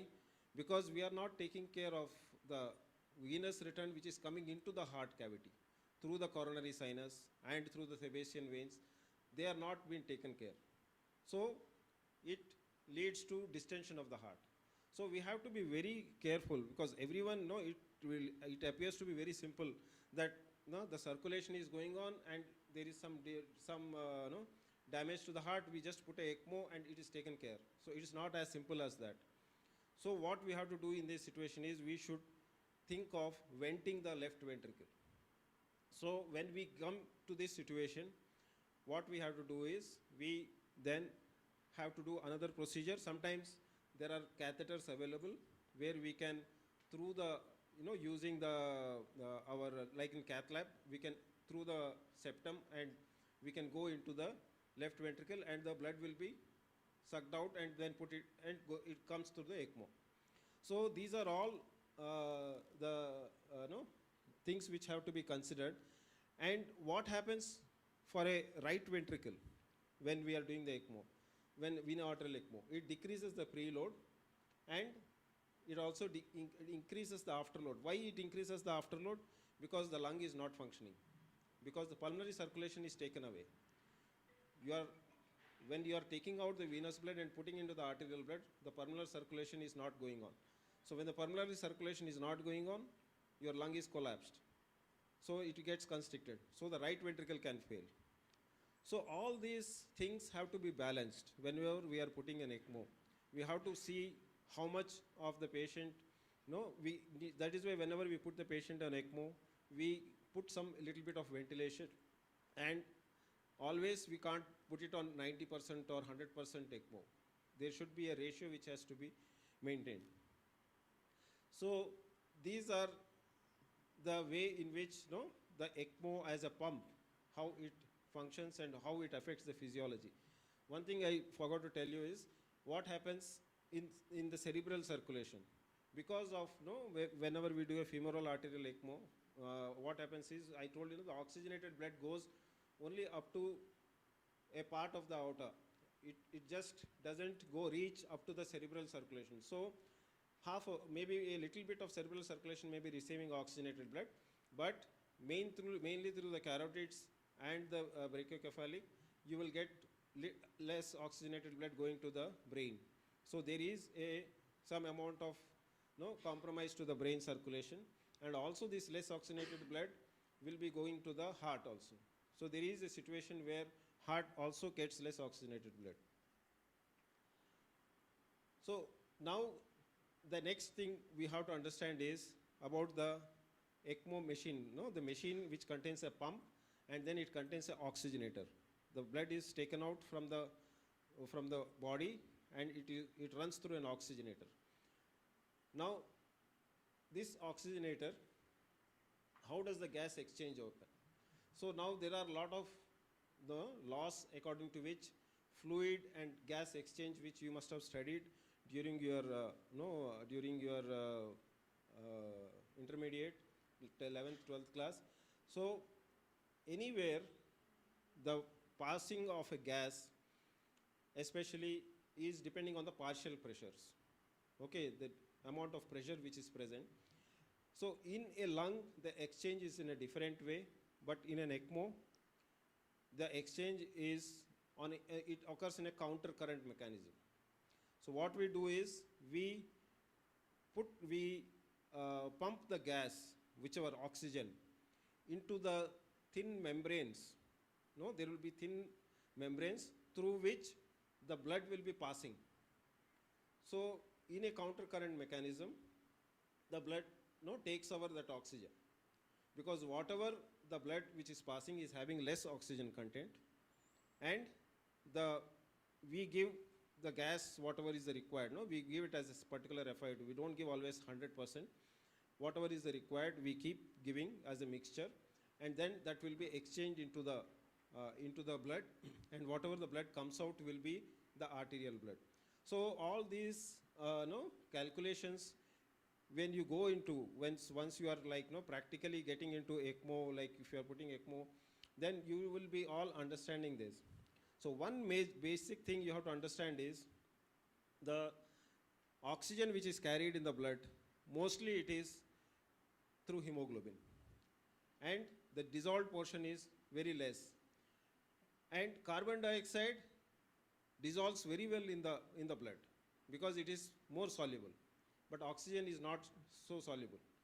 So going into that, 97% of the blood of oxygen is in hemoglobin. So if you go by the calculation, it is like 1.34 ml per gram. Sir, screen is not rather. Acha, oh sorry. I have to do that. Now I will just show you a small video of one cannula, like how we do a veno-venous ECMO. You can see that this is a cannula where we just put it into the jugular vein, and it has two channels. One channel will take the blood away from the heart, and another channel will just pump it into the heart.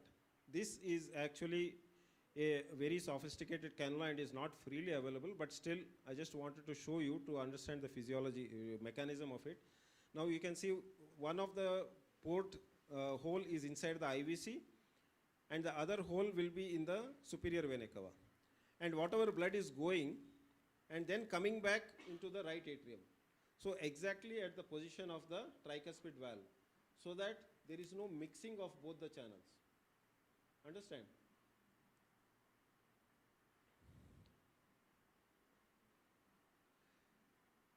So this is what I thought the slides were going, so sorry for that. So this is what I have been explaining, the effects of veno-arterial ECMO, the heart, how it decreases, it gives rest to the heart and decreases the native cardiac output. So it gives less forward flow, and also coronary perfusion is decreased. So depending on, so this is how no, the gas exchange happens. So a gas exchange, this is all basically physics, which we, if we keep reading, whenever we read the chapters on ECMO, then we can actually understand that how a ECMO exchange of gas happens. So the basic thing you have to understand is oxygen gas exchange. So you can see that lung, in a lung we can see how the oxygen is exchanged. 97% is through the hemoglobin and 3% is dissolved. So when in an ECMO oxygenator, the blood and gas pass through something called a countercurrent mechanism.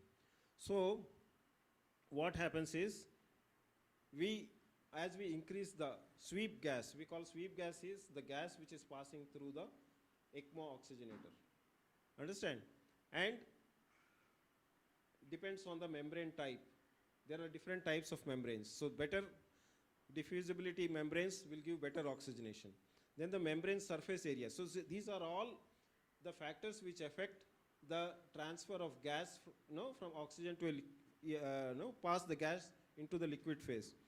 And also the hematocrit of the blood which is passing. And then I will come to a calculation which I will just show you in a short while, where you will come to know how it is going to get affected. So as far as carbon dioxide is concerned, it is more and more in a dissolvable phase. So only 70% is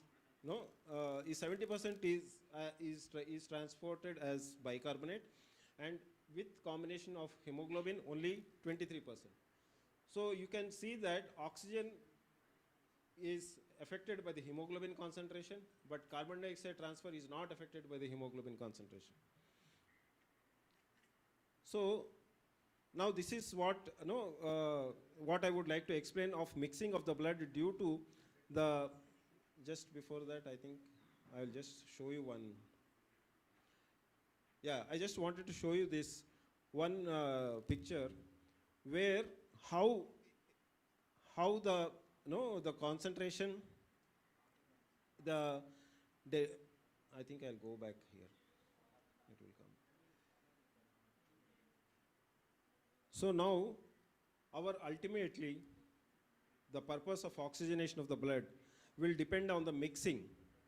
So in the mixing of the blood, what happens is, whenever we have a veno-venous ECMO, you can see the mixing is at the right atrium level. Whatever we are using, if we are using a 2 cannula to remove the vein, and again we are bringing the blood into the right atrium so that it can directly go into the right ventricle.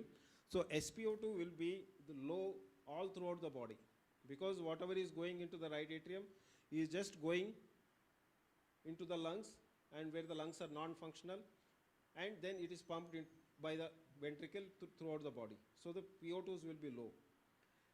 If the PO2s keep improving, so what does it mean? It means that the lungs are improving. With the same ECMO settings, if the PO2s are slowly improving, then the lungs are improving. So that is how we know that the patient is improving. Sometimes we may not find any X-ray improvement or not, but gradually over the time we can see the improvement in the X-rays. So when we have a veno-arterial ECMO, the mixing is in the artery. So there is a high PO2 and SpO2 levels, and it will not be uniform, like I explained to you, because the upper half of the body will be having less PO2 and lower half will be having the higher PO2. So, and also it depends on where we put the cannula. Sometimes if we put in the carotid, we can have a equal PO2 levels. So that is why what we do is, usually in children, when we put, for small children, we put it in the carotid because femoral artery is not so much accessible. But in adults and all, it is not so easy to put in the carotid because it affects their cerebral circulation, and sometimes they may be having some carotid, if we block one of the carotid, it can lead to stroke and all. So mostly what we do is, we put it in the femoral artery. Now what happens? How do we change? Now suppose I have told you that there is a differential. The upper half of the body is getting less oxygenated blood, and lower half is getting more oxygenated blood. So in such situation, what what we have to do is we have to adjust the levels of the ECMO, or we have to change the cannula, because if it is causing too much of oxygenation difference, we may have to change the cannula, or we have to put it into the aorta, or if possible into the carotid artery. So now what happens? Now after the oxygenation is done, next thing is what is happening at the tissue level. Because our purpose of oxygenation is not only for the circulation. Now whatever patients we put ECMO for are in very bad condition, like they are having severe vasoconstriction, severe sepsis, or severe lung failure. So now our basic purpose is we have to see how the oxygen is delivered at the tissue, so that we get improvement in the circulation or in the patient. So coming to the oxygen consumption, which is called as VO2. Okay, that is the terminology for oxygen consumption, and oxygen delivered is called DO2. So we should be knowing about these two terms. DO2 is the delivered oxygen, and VO2 is the oxygen consumption. So this oxygen consumption keeps increases due to muscular activity, infection, hyperthermia. So if effectively ECMO has to run, we have to keep all these things under control. So how do we keep these under control? Muscular activity. So what we do is we paralyze the patient. We don't allow him to get into too much of muscular activity or getting irritable and all. And then infection, we have to keep proper antibiotics to get the infection controlled. He gets fever, you have to control the fever by getting his fever down. Then, so that is why oxygen consumption gets decreased by rest, paralysis, and hypothermia. So now, what is the oxygen? This is the content of oxygen in the blood, arterial blood. Okay, you should understand this also. Seeing that it's a dissolved oxygen plus hemoglobin oxygen. So there is the calculation which we see as per the PO2, and whatever is the dissolved oxygen, that is per ml, and then hemoglobin level. When we calculate that, we get it around 20.5.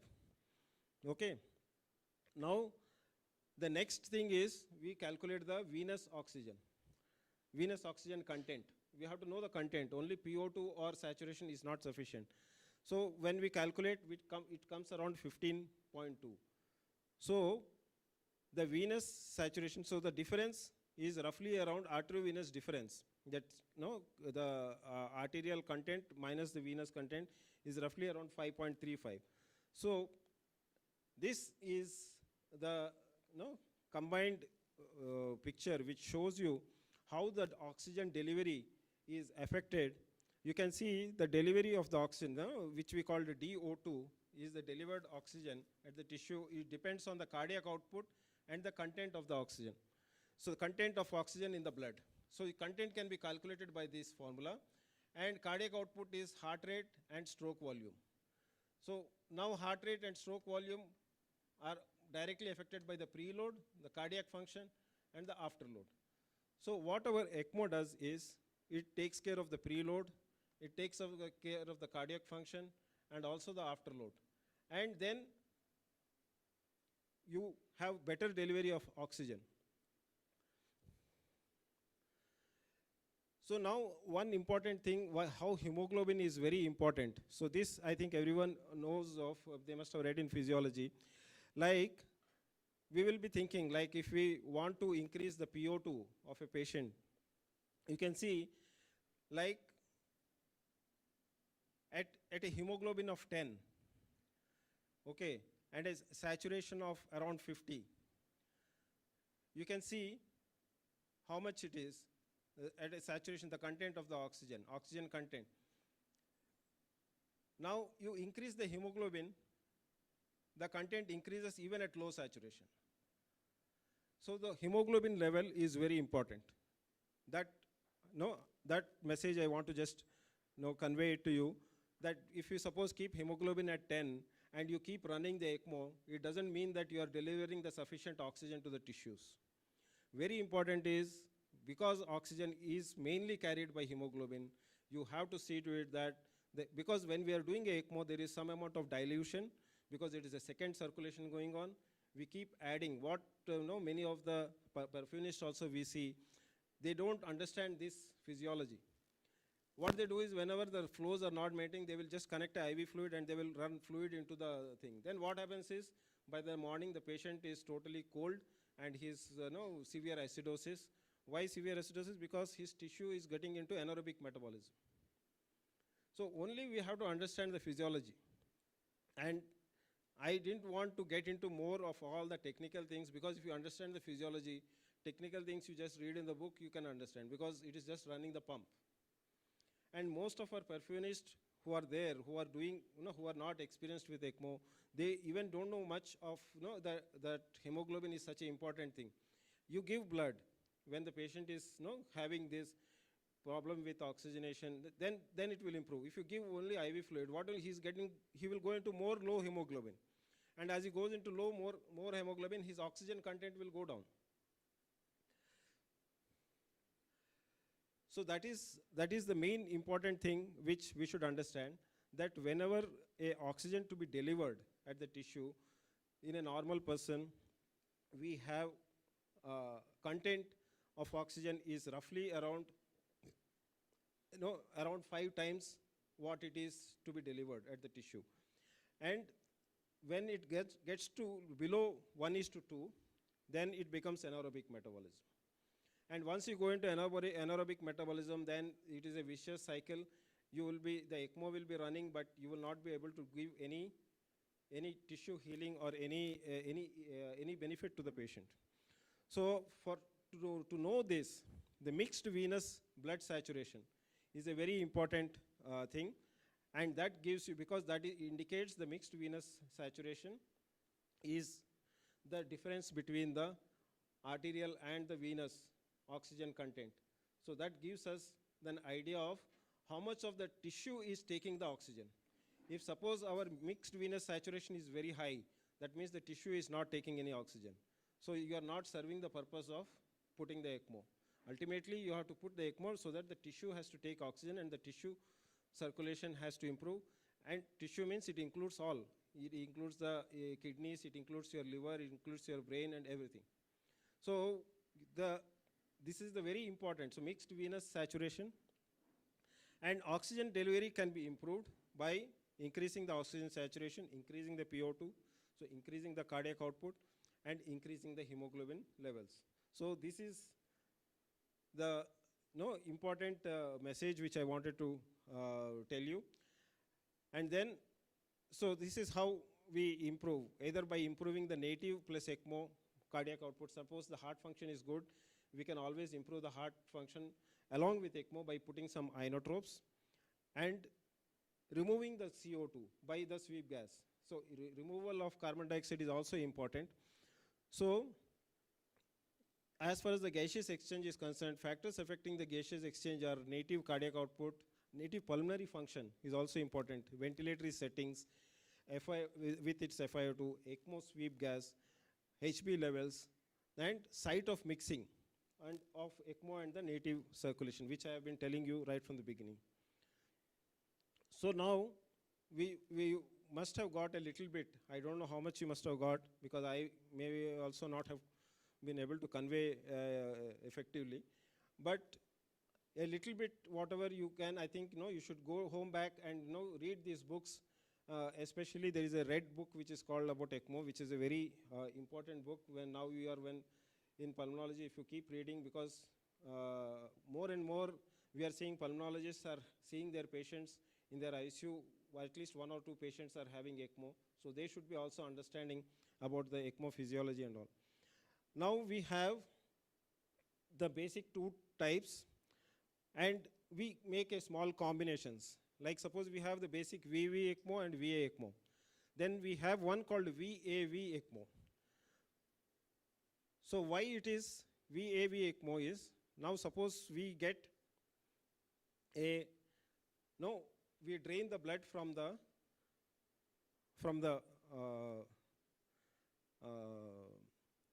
vein and then return it to the artery. Now what happens is, we have again, like I told you, the differentiation of the differential circulation which has happened, where there is deoxygenated blood, going into the into the brain and the upper half of the body. Then we can always put another cannula into the vein. So what we are doing is we are little more oxygenating the venous blood. So whatever blood is going into the heart can again be little more oxygenated. Understand? Then there is a veno-venous ECMO, two venous drainage. Now if we put a cannula and we see that the drainage is not sufficient, we are not able to maintain the flow, then we add another venous cannula to get better drainage. So ultimately we have to drain the vein properly so that we can maintain the flows. Then this is also same, which a variation of the VV ECMO. Like suppose if we are not getting better drainage, then we can put another drainage cannula and connect it so that it can return to the back to the vein. Then there are other combinations which I think I'll just mention to you for removal of carbon dioxide, where we can remove the carbon dioxide using the ECMO. It is just either through an arteriovenous carbon dioxide removal, we just run it through the ECMO machine, through the filter. One side it is connected to the artery and another side to the vein, and we run the oxygen to it so that the carbon dioxide is getting removed. So these all, I don't want to get into much details, that will become too elaborate. So just coming to the indications, so you have to very clearly understand that whenever we have a VA ECMO, mostly it is circulatory failure due to whatever reason. Either it can be prolonged cardiac surgery where we are not able to come off bypass, like suppose if you have taken an acute myocardial infarction with a massive septal rupture where we have whole myocardium is necrosed and we are not able to come off bypass, then we give rest. It is like continuing the bypass for some more time so that the heart can recover. Then in some pediatric patients like obstructed TAPVC and all, we use this, but not every time. Cardiogenic shock due to septic shock, sometimes due to respiratory failure, myocarditis, acute myocardial MI, acute pulmonary embolism, severe valvular lesions, refractory arrhythmias, these all reasons due to cardiogenic shock. Then there is a concept called eCPR. So this is slowly coming up in different hospitals, is ECMO CPR. Now a patient has come to you in the casualty with acute myocardial infarction and has just arrested in front of you. And you have done your protocol of CPR and is not reviving. Young patient. So any patient who arrests, mostly it is due to a MI. And what you do is, if you have a eCPR protocol, what they do is the emergency medicine guy, he activates the protocol within 20 minutes so that by the time the perfusionist and the surgeon and all come, it will take some time. And then they prepare a ECMO and just put a femoral cannula and a femoral vein and femoral cannula and start the ECMO. So now you have taken care of the circulation, the brain circulation, everything taken care. Then you can see what can be done to him. You take him to the cath lab and you do an angiogram, and if you see a left main obstruction, you either open up the left main, or if it is a main artery, open up, or if you feel that he is to go for surgery, we can take him for surgery. We have seen in eCPR, 40% of the patients can be survived who have arrested and who have put him on ECMO. Then the other most important thing is whenever we have patients who are heart failure and we bridge them to transplant or LVAD. So this is just like a chronic thing, like patient has been for long time waiting for transplant and he has suddenly collapsed in the hospital or he's become very bad hemodynamically, we can put him on an ECMO and then bridge him to transplant. And also patients who are like acute, even lung patients who are like ILD patients, or even who are like on oxygen and all, we keep coming to the hospital for acute exacerbations. Sometimes they get onto ECMO. So there are also indications for putting a patient on ECMO. And usually they are put on, if they are hemodynamically stable, we put them on a VV ECMO. If they are very bad and they are in severe vasoconstriction and shock, we go for a veno-arterial ECMO.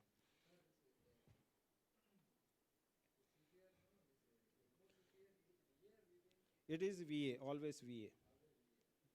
VV doesn't take care of hemodynamics. It only takes care of oxygenation. That is the very basic thing everyone has to understand.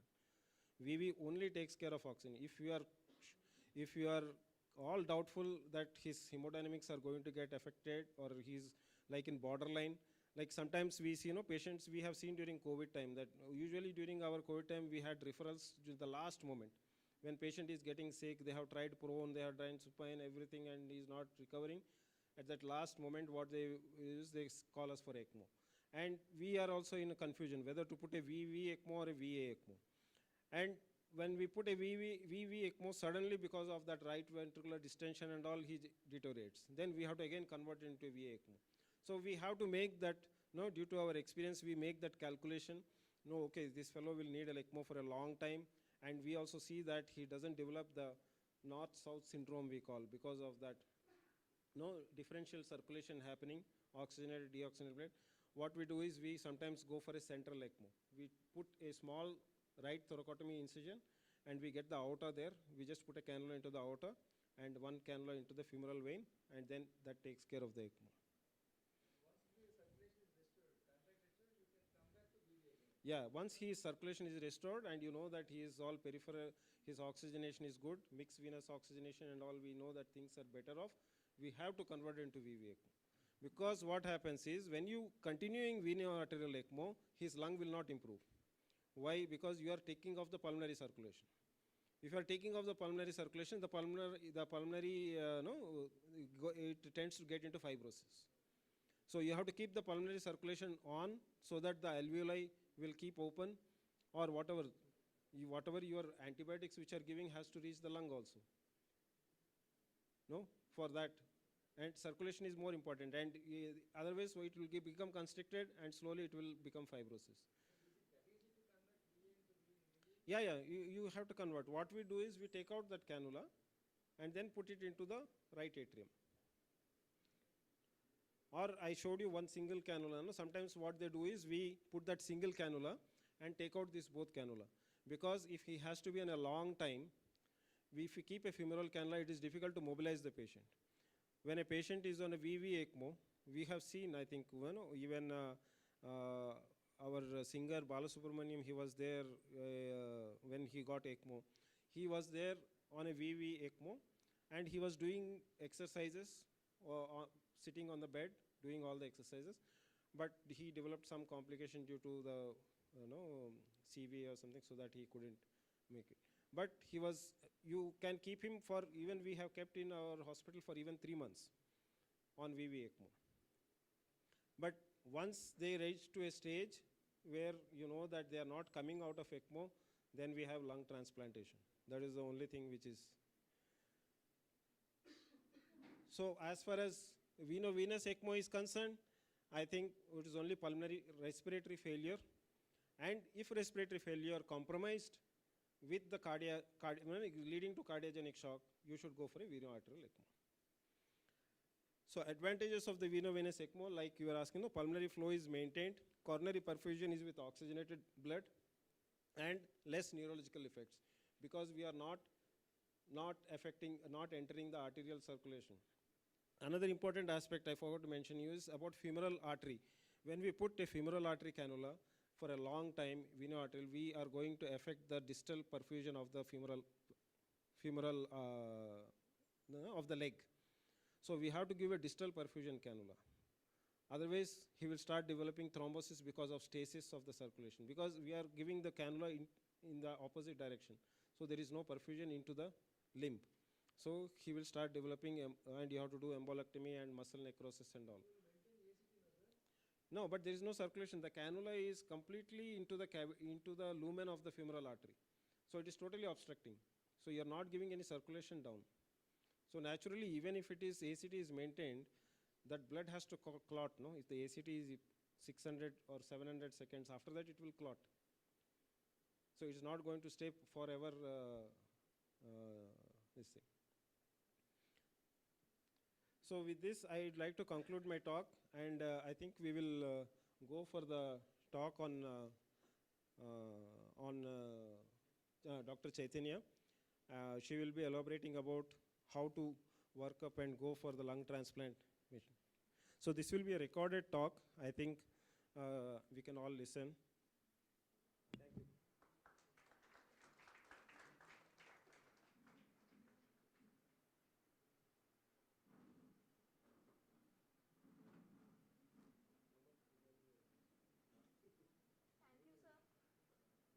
Thank you, sir, for your detailed and simplified explanation on ECMO.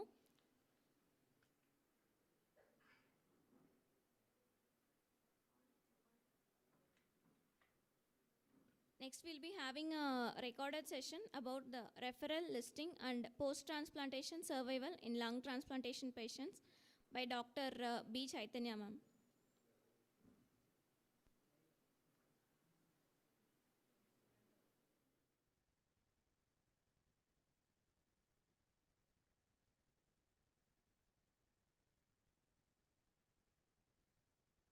Good evening, everyone. I'm Dr. Bhattu Chaitanya. I'm a consultant transplant and interventional pulmonologist at Apollo Hospital, Hyderabad. Currently, I'm doing my clinical fellowship in lung transplantation at Toronto General Hospital, Canada. I would first of all thank Dr. Naresh sir and Dr. Pathudu sir for inviting me to present about lung transplantation. I'm really honored to have the opportunity to address such a distinguished audience. I really miss being there in person, as Chest Hospital is my parent institute, which taught me pulmonology. I'm a proud alumni of Chest Hospital, Vizag, and I had a privilege to learn from the legends of pulmonology. With this brief introduction, I think I'll just go on with the topic of today, like who is a candidate for lung transplantation in 2023. So every year, as years pass by, there are a lot of developments in pulmonology. So, like we have seen 10 years back, there was nothing much intervention in interventional pulmonology, but now there are a lot of improvements. So, same in lung transplantation. Decade back, there was almost literally few guidelines or one or two papers on lung transplantation, but a lot has changed now. So now we'll just have a brief on who is a candidate for lung transplantation in 2023. My presentation will go to the following objectives. Like we for the first few slides will be on a general ethical and center-specific consideration in patient selection. And then I'll discuss few slides on contraindications of the lung transplantation and risk factors for poor patient outcome, followed by the disease-specific indications for transplant referral and listing, and then a comprehensive assessment of the transplant candidacy after we receive patients for the lung transplantation, and how do we manage patients on the waiting list. So we'll just go through all these objectives in my presentation. First, coming to general ethical and center-specific consideration in patient selection. Guidelines will be issued by the ISHLT body regarding the criteria for selection for lung transplantation. But apart from that, every institute should develop its own ethical principles in patient selection and organ allocation. So first one is utility. Because lungs are a very scarce resource, we should utilize it to achieve the maximum benefit from the resource. So as we all know, one person's transplant may be another person's lost opportunity for transplant. So choose wisely which patient receives the lung and which patient shouldn't receive the lung. And we also have to have a thought process about equal consideration and opportunity for transplant for all those who benefits. So we should act regardless of societal rank and regardless of the race, gender, and socio-economic status. And the center should develop transparent guidelines for the candidate selection. Along with that, we should have a basic ethics, like we should not harm the patient by our intervention. And apart from these ethical considerations, there should be some center-specific considerations, as like the center should have some expertise of all the lung transplant team and resources in all the subspecialties of the lung transplantation. Apart from the specific clinics, there should be also an mechanical ECLS team, like ECMO team. And depending on the volume that the team does, they should accept the donors according to the, I can say, the experience they have. And also we should abide by the accreditation requirements and the government policies. And coming to the exact indications and contraindications for lung transplantation, I think this is one of the latest guideline from International Society for Heart and Lung Transplantation, which was published in 2021. which is a consensus document for the selection of the lung transplant candidates and is a must read for everyone who is interested in lung transplantation. First of all, before going to the introduction or the indications for lung transplantation, I just want to pop out on, I want to start on the contraindications of the lung transplantation. And while going through the different contraindications, I would like to show some examples where the regular contraindications there can be some exceptions for the regular contraindications. So the absolute contraindications are those conditions that are too high risk to allow successful outcomes and would carry risk of harm to the recipient. So when a recipient is having these following risk factors, then we should think of not transplanting these patients. The first and foremost is lack of patient acceptance of transplant. If the patient doesn't have any knowledge about the transplant, that means if the patient is not able to understand the consequences and the process of transplant, or if the patient is not willing to accept the transplant, we should definitely not transplant these patients, because it's a huge process, involves a lot of patient education as well as the family education. So if we don't have a proper consent, better to avoid transplant. And this other things are like malignancy, high risk of recurrence or death related to cancer. I'm going to stress on malignancy in the next slides, along with kidney dysfunction like EGFR less than 40 ml per minute, or acute coronary syndrome or MI within 30 days and stroke within 30 days, because these two are the conditions in which we usually use the anticoagulation or antiplatelets, which if the patient develops some ACS or stroke within 30 days and the patient is on anticoagulation, or if the patient is on antiplatelet therapy, then there are high chances of intraoperative bleeds. So better to avoid these patients within 30 days of the event. And patients with acute liver failure and acute renal failure with increasing creatinine or dialysis with low likelihood of recovery, these patients usually we avoid because there is another organ system which got involved and which doesn't have fair enough chances for stabilization before the transplant. And septic shock when the lungs are not the primary source of infection, or sometimes this can be an exception when the lung is the only source of infection. I'll deal with it in the coming slides. If there's any active extrapulmonary or disseminated infection, active Mycobacterium tuberculosis infection, predominantly drug resistant, HIV infection with detectable viral load, limited functional status with poor potential for post-transplant rehabilitation. This is very important, irrespective of the diagnosis, irrespective of the contraindication. If the patient is having a limited functional status, then the outcomes of transplant will be very poor. If the patient walks into the clinic or walks for the transplant, will go walking out of the transplant. But if the patient is bedridden, if he is not able to move around, if he is totally deconditioned, then there is no point in doing a transplant, because transplant process requires a lot of effort from the patient and outcomes really dependent on the patient physical conditioning.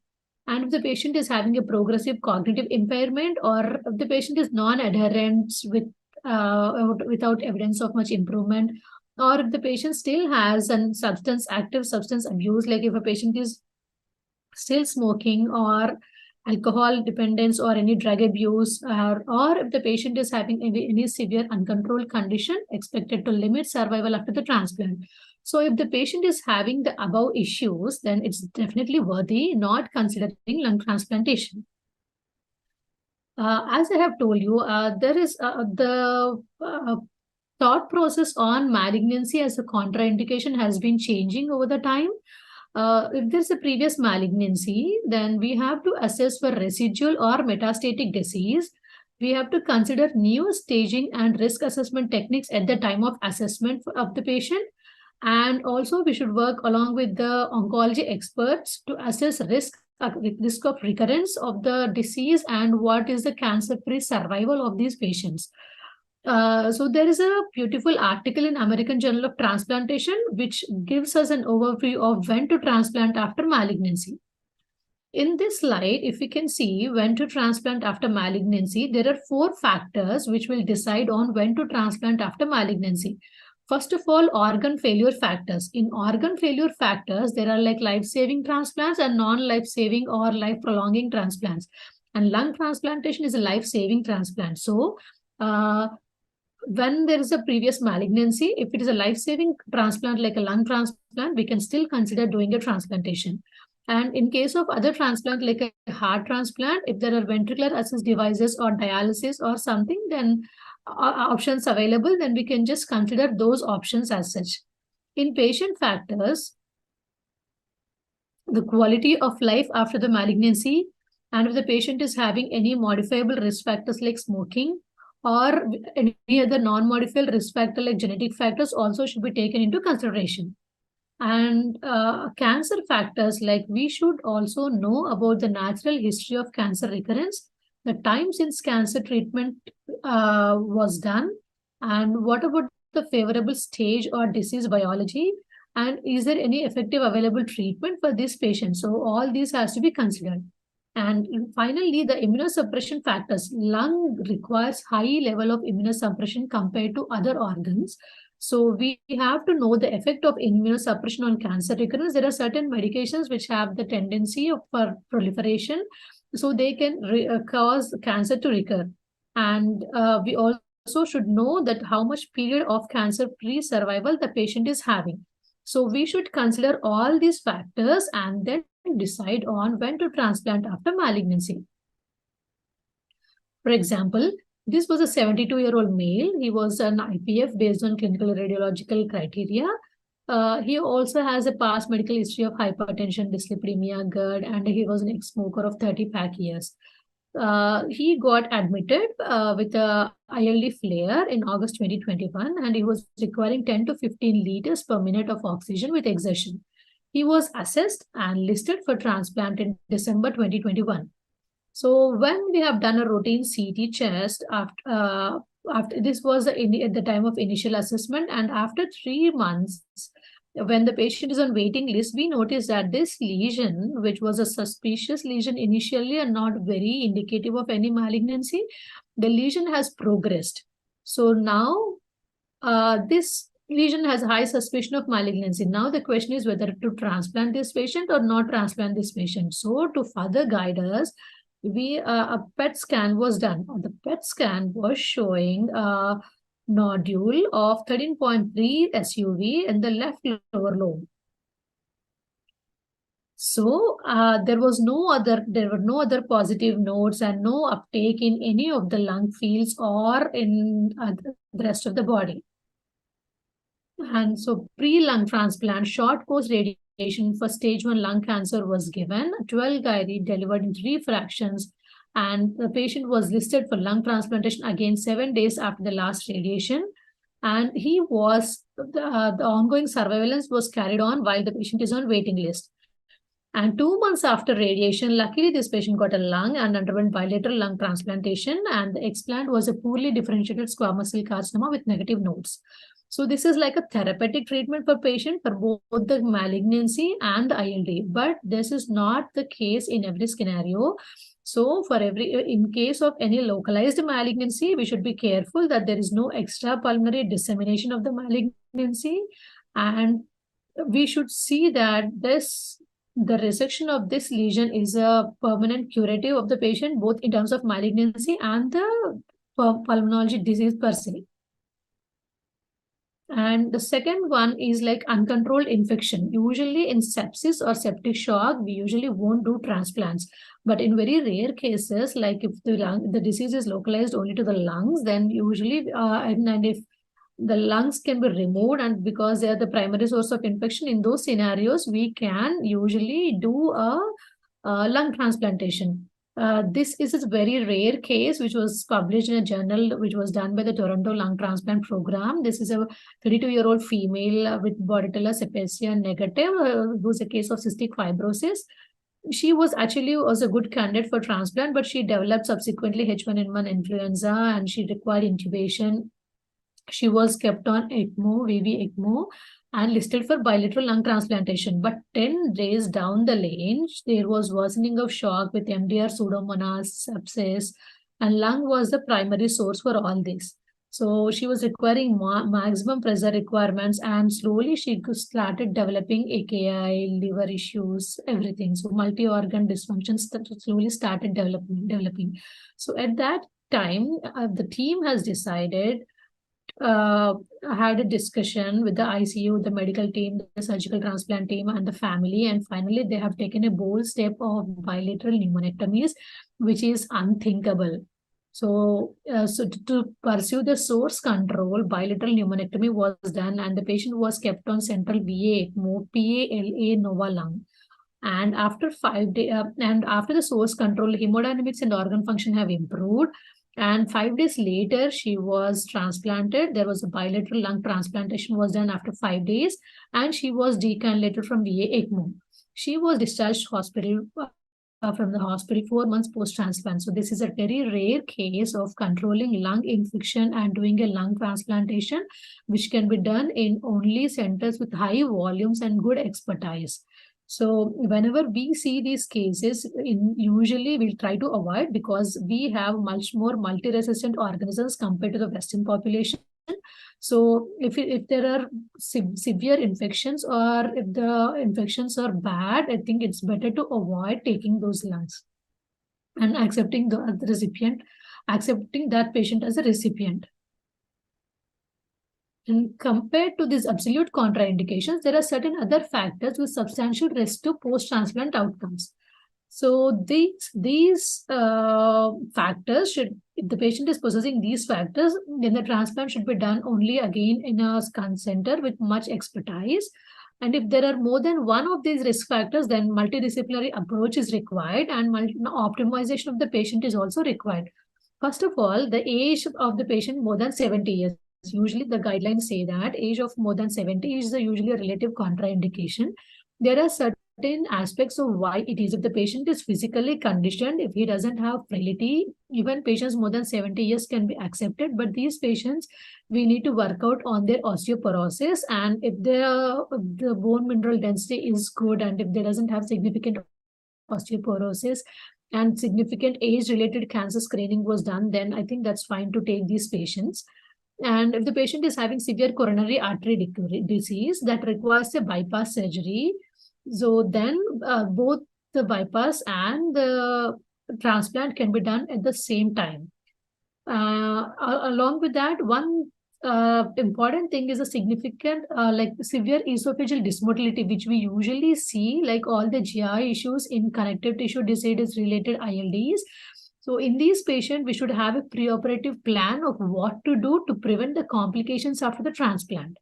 And next important thing is like a BMI. If the patient is obese or overweight, or if the patient is underweight, then we need time to optimize the patient so that we can have better outcomes after the transplant. And if the patient is having limited functional status, or if the patient is having psychiatric or psychological or behavioral issues, then I think these are all relative contraindications which need optimization prior to the transplant. Apart from these routine things, there are infections like Mycobacterium abscessus, Burkholderia, hepatitis B or C, and chest wall or spinal deformities. Pre-transplantation, I think it'll take a lot of time in our country to think of retransplantation at this stage now. So all these are things which needs further stabilization, because the guidelines are from International Society for Heart Lung Transplantation. They stress more on Mycobacterium abscessus, but in India we should know more about Mycobacterium tuberculosis, which is much more common here. So I'll go through the Mycobacterium tuberculosis in the coming slides. So few of these I'll deal in detail, like atherosclerotic disease, coronary, peripheral arterial or cerebrovascular disease. Patients with mild to moderate or revascularized coronary artery disease may not have worse survival.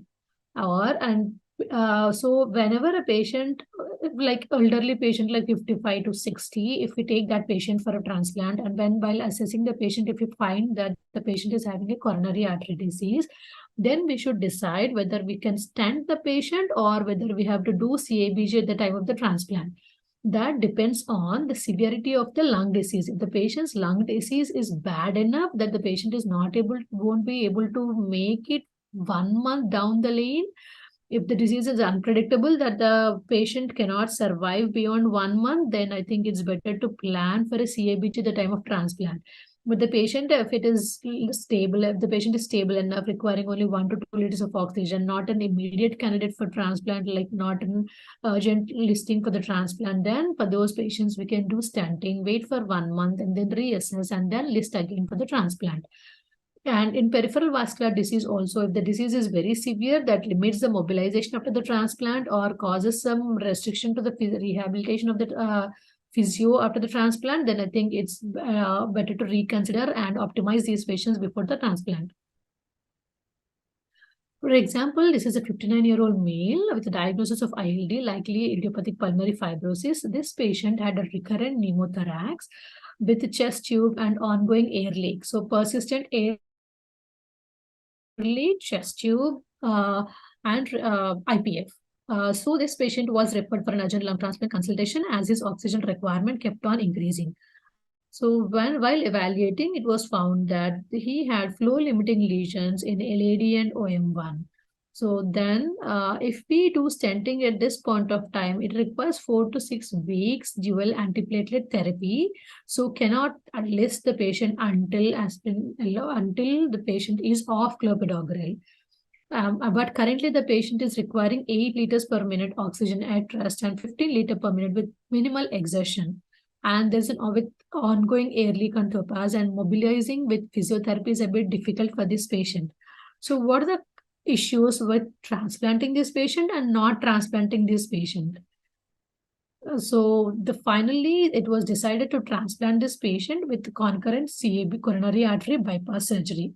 Because if we don't transplant this patient now, then the risk of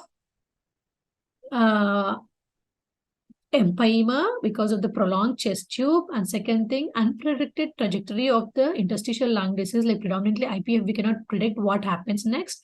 And along with that, if we have to stabilize the patient and improve things more, then at least we have to do fluoridesis, which is relatively, if we do fluoridesis just immediately when the patient is at this stage, during the time of surgery, there will be a lot of adhesions and it increases, prolongs the surgical time and also causes bleeding. So for this patient, so the decision was to do a transplant along with the CABG at the same time. And other important thing which we need to consider while doing a transplant is assessing the GI condition of the patient.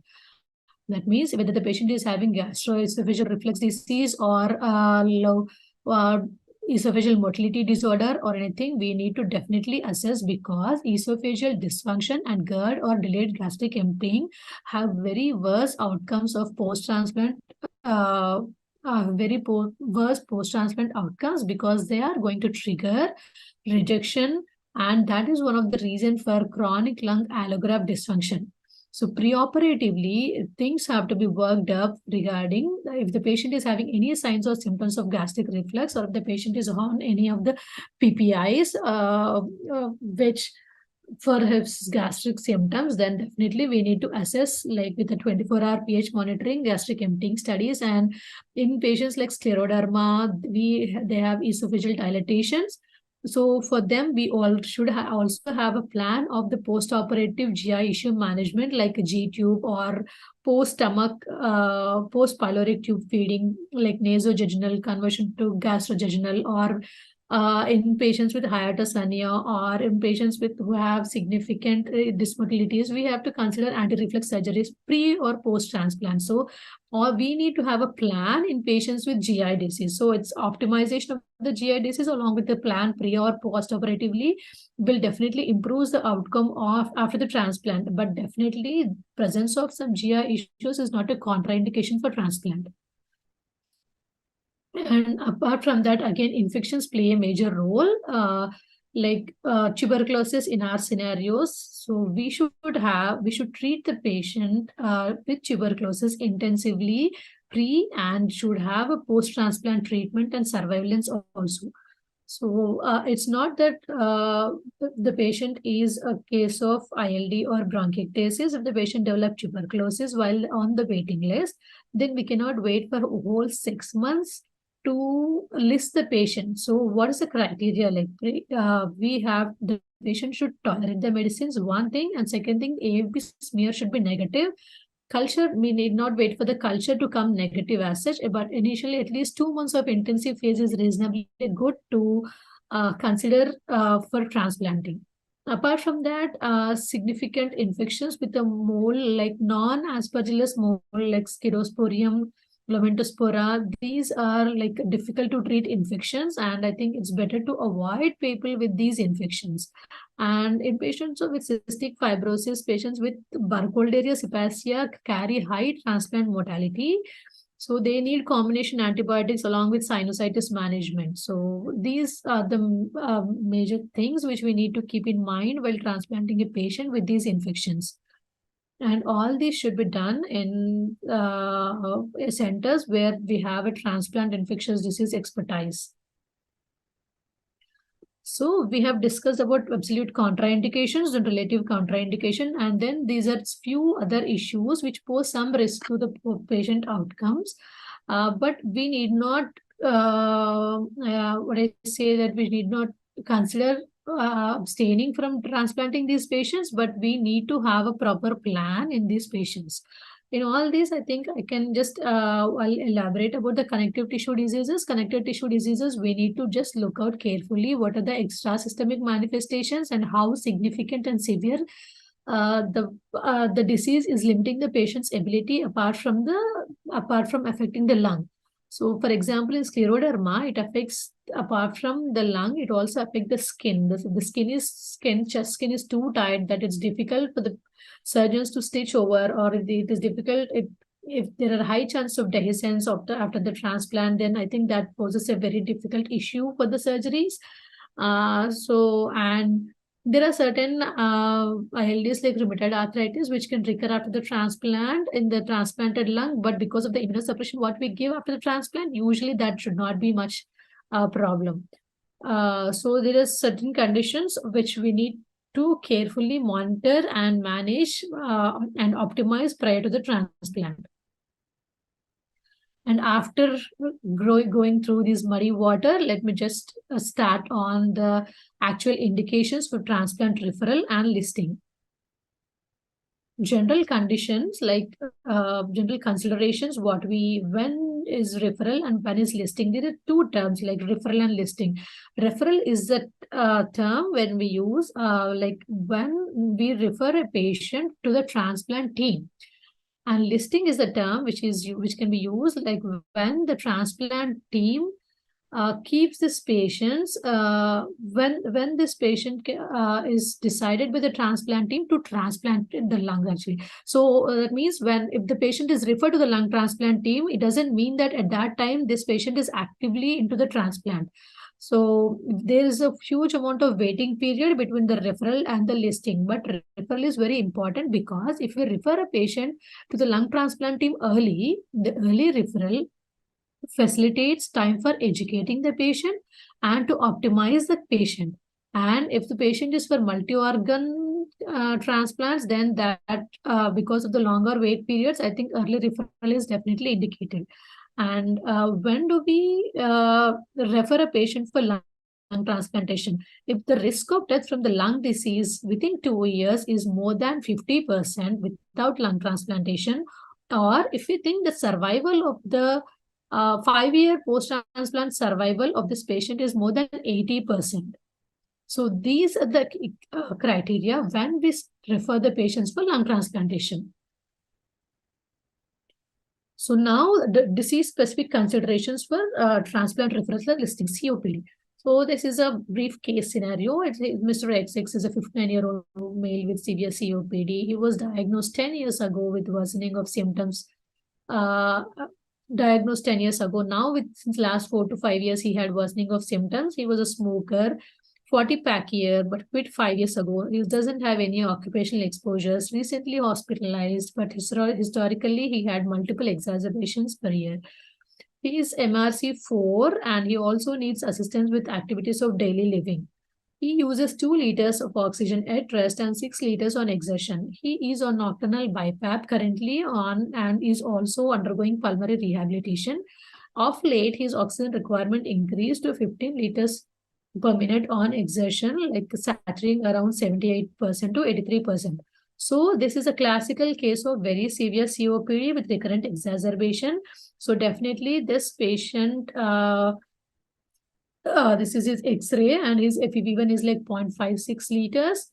So definitely this patient's board index will be more than 7. So in these patients definitely this is the time of listing the patient, referring and both the referring and listing the patient. So in general, the guidelines say that COPD patients, when you come across a COPD patient with a board index of 5 to 6, who is a frequent, along with the additional risk for mortality, like frequent acute exacerbation and increasing bold index more than 1 point over the last 24 months, and pulmonary artery to aorta diameter more than 1 on CT scan, and FEV1 20 to 25% predicted. If we find these qualities along with the poor quality of life, then we should consider concurrent referral for the we should consider referring for the lung transplant team. Along with that, we have to search for other options of stabilizing the patients like lung volume reduction surgery or a biological LVRS.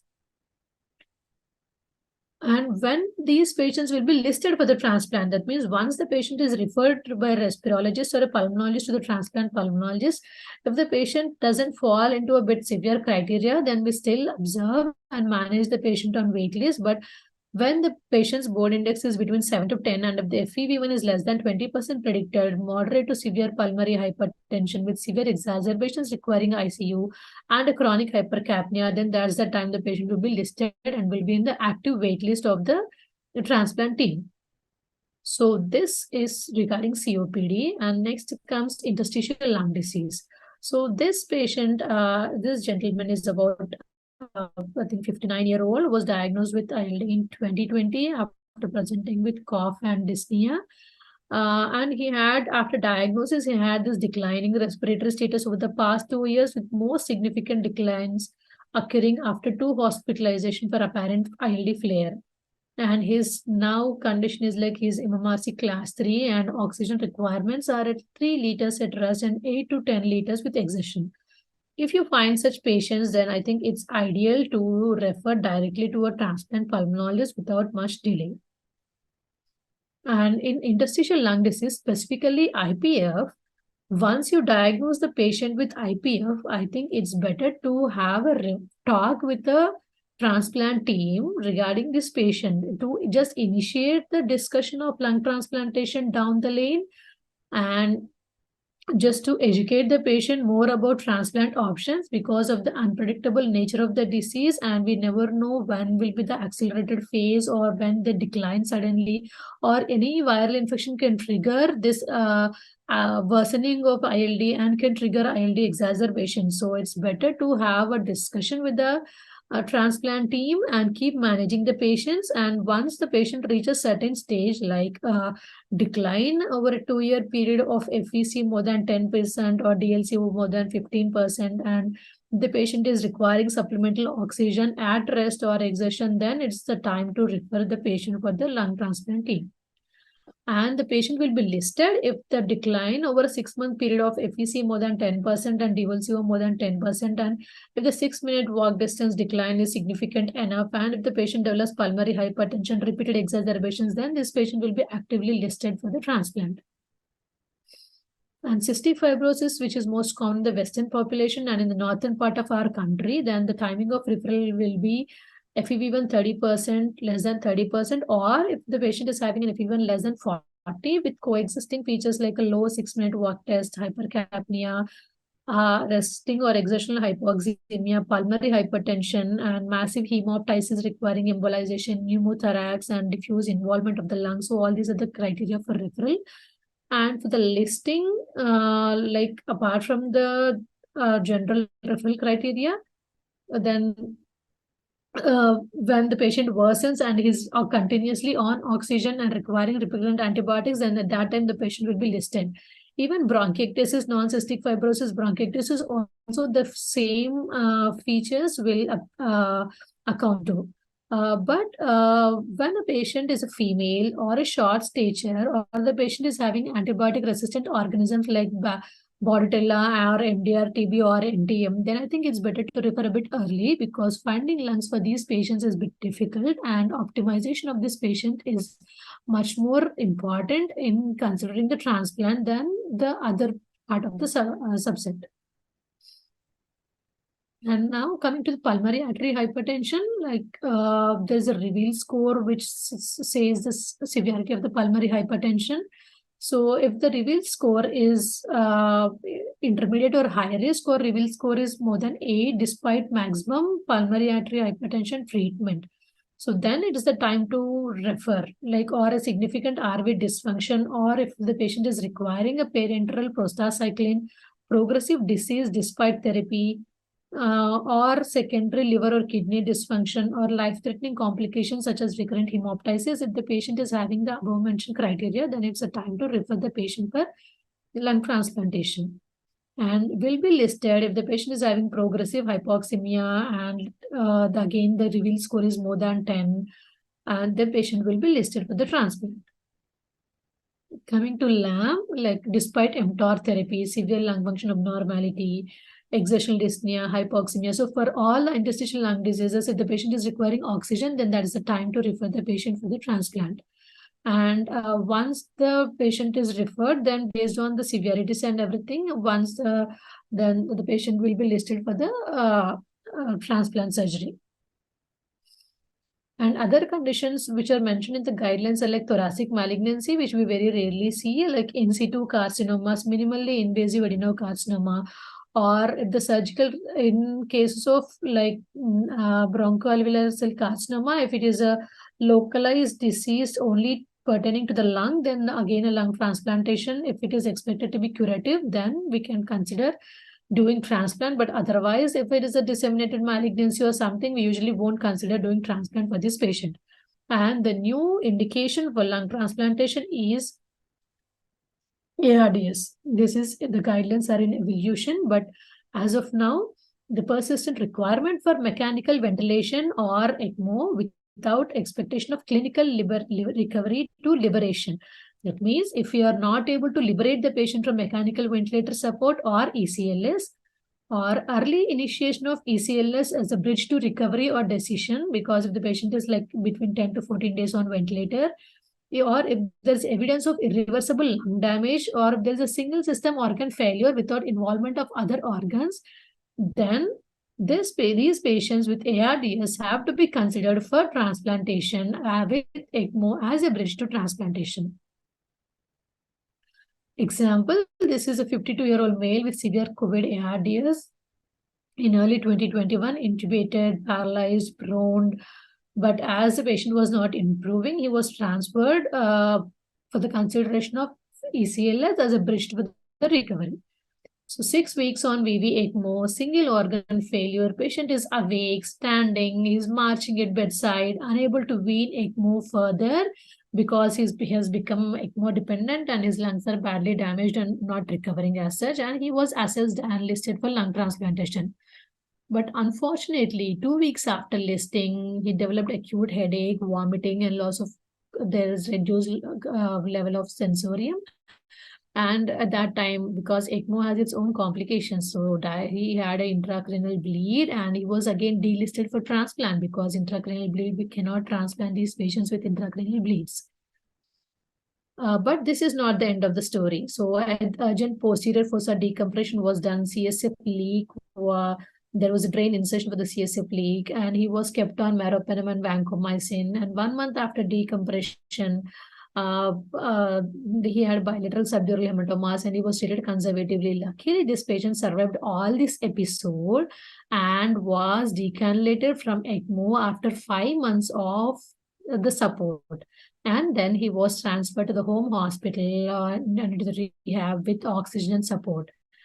And this patient 1 year later walked into the hospital for lung transplant reconsultation as he was still requiring 5 liters of oxygen.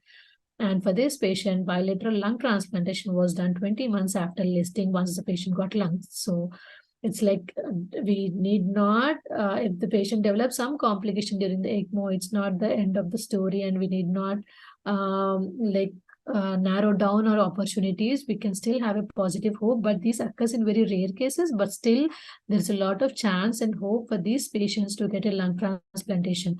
We have seen, I think, a lot of COVID patients during the pandemic, and a lot of patients had fibrosis requiring oxygen support down the lane. So all these patients can be considered for the transplantation, even if it is not in the acute phase down the lane. If the patient is having this underlying oxygen requirement, then they're still candidates for lung transplantation.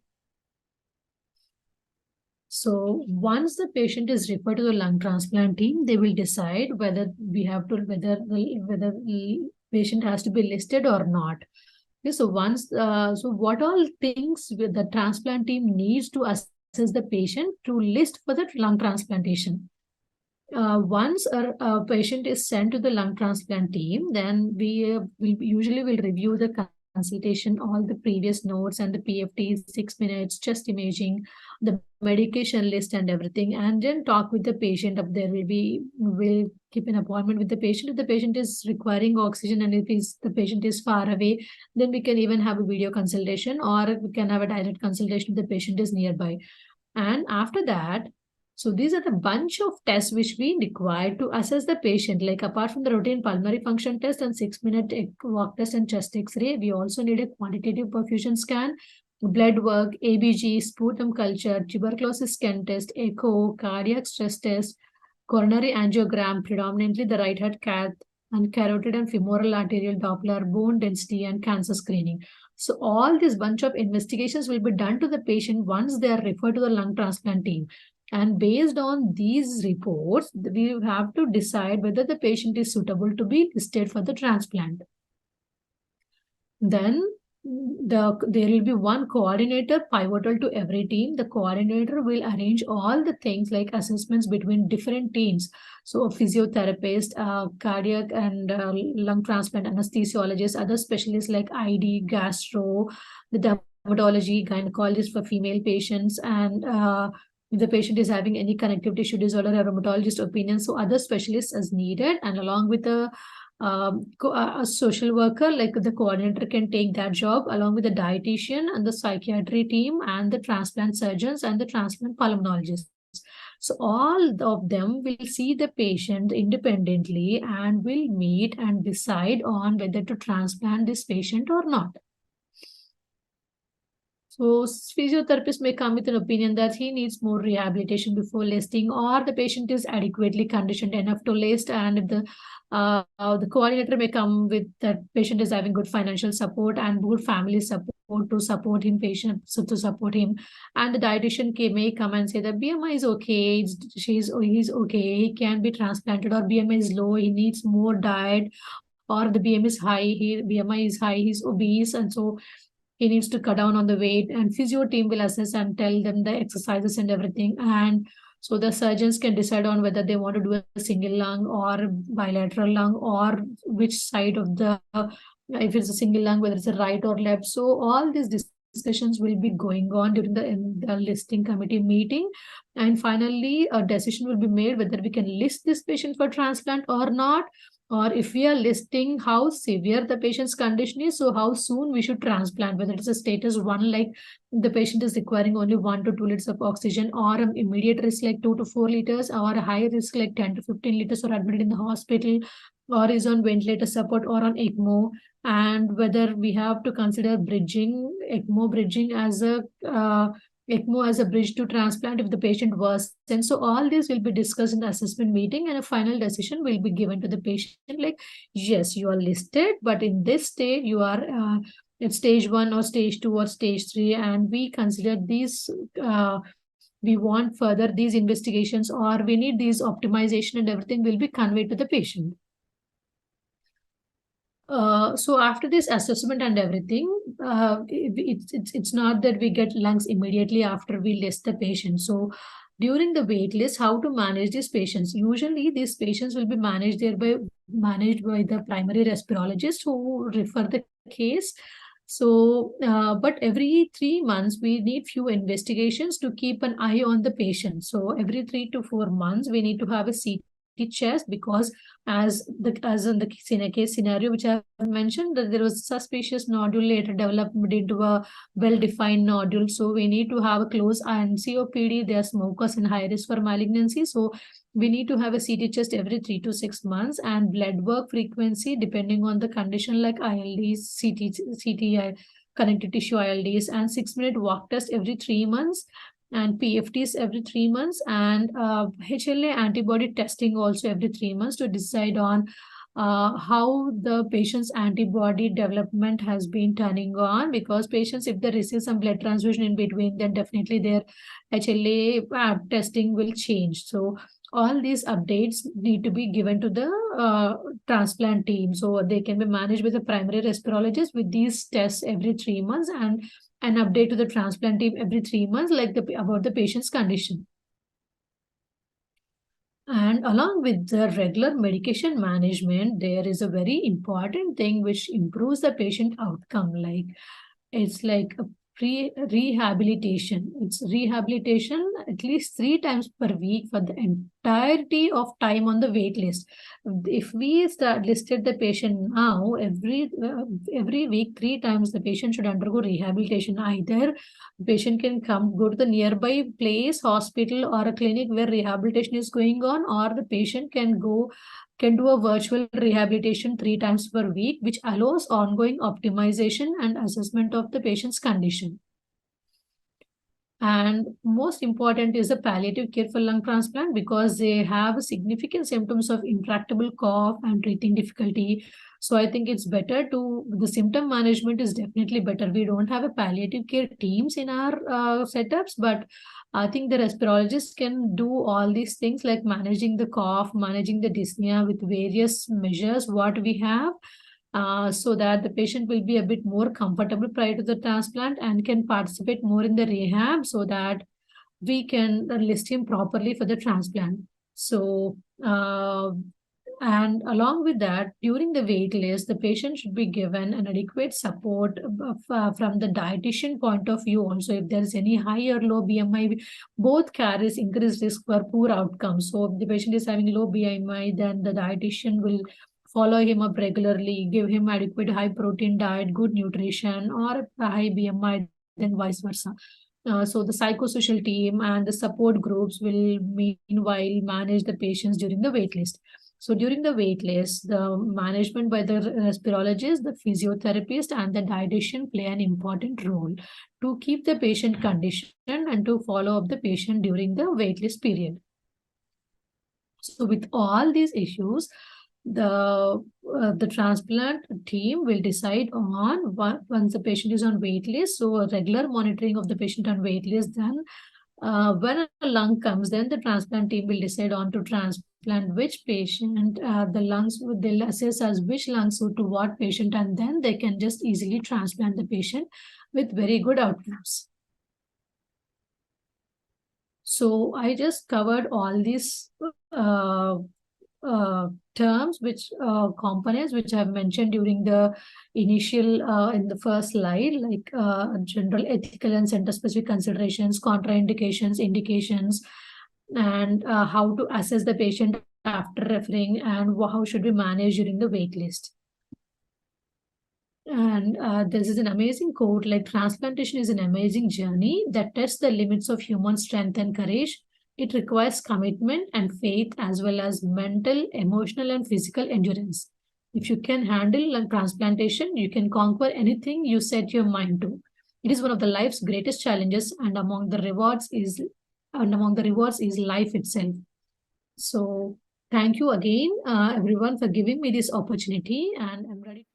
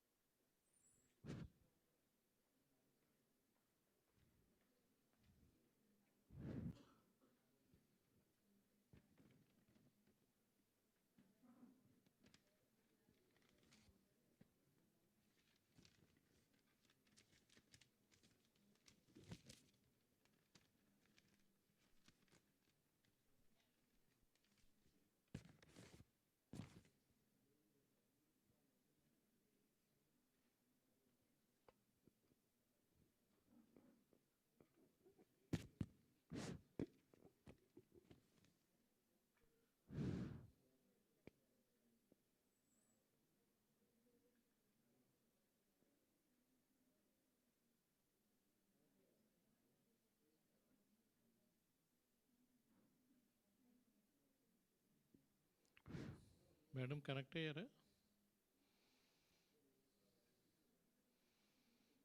Yes, sir. Are you there?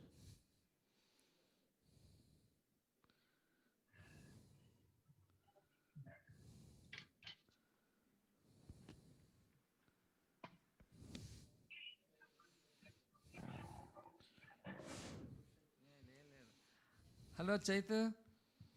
Hi, sir. I miss being there. ఎంత అయిందిరా time ఎంత అయింది? 10 o'clock morning. Okay, okay. So nothing more to ask on listing and referral, because anyway you elaborated so much. So Thank you, sir. so point is, how often you are seeing acute rejections there, hyperacute rejections there? Sir, our rejections are more here because they transplant wide variety of population. So different ethnic backgrounds avanni ekku untai kabatti there is a lot of rejection which we see here. But comparatively, I think it should be less in our country because of the similar manaki race kani ethnicity kani similar background kabatti I think possibly should be much less in our scenario. Ikkada they see a lot of rejection because they get lung from different population, they transplant it to a different race and different population. So rejection is a lot more here. But all they will go through the major histocompatibility complex, no? Yes, yes. But HLA, we usually do just prior to the transplant. When the deceased donor lung comes, then they get a sample and do the flow cross matching here. And after that, usually will be done at 3 months interval, and after that at 6 months, 9 months, and 12 months. At least for 1 year, every 3 months they'll be monitoring HLA. And if the patient develops any worsening of lung, his symptoms like breathing difficulty or cough, or if the patient's lung function, pulmonary function declines, then at that point of time a repeat HLA is warranted. okay. But we usually, if there is rejection, it's not like that this lung is going to get rejected. If it is an antibody mediated rejection, then there are ways to improve that part of rejection. Like here, they do Plex. They will give IVIG to block the antibodies, Plex to remove the circulating antibodies, then followed by IVIG to block the antibodies, and then thymoglobulin to suppress the T cells. Does it have any effect on induction therapy? How often? See, what is your protocol in your institute? Yeah, actually at Apollo, we usually give basiliximab as an induction therapy, followed by the routine immunosuppressant basiliximab and a dose of steroid, followed by tacrolimus and mycophenolate. Here, they usually don't give induction therapy because various studies have proved that basiliximab is not a very good induction agent. So they usually give a pulse steroid before the 500 mg of methylprednisolone before the surgery, and after that, a regular immunosuppression with tacrolimus, mycophenolate, and steroid. Changing drug is not the point. Is changing drug is not the point of interest here. Does induction therapy will leads to infections, more infections? Basiliximab, I don't think so. It doesn't cause so many infections also, and it is not a very good induction agent. Even if we give basiliximab, we should start the medication as soon as possible. Like tacrolimus should be started immediately after the surgery, but it gives some protection to the kidney, but is not very high in infections. But if we give thymoglobulin or some other potent monoclonal antibodies, then they have definitely high risk of infections. Okay, okay, right. Right. Hello, Chaitanya. Hi, ma'am. Hi, Sunil sir.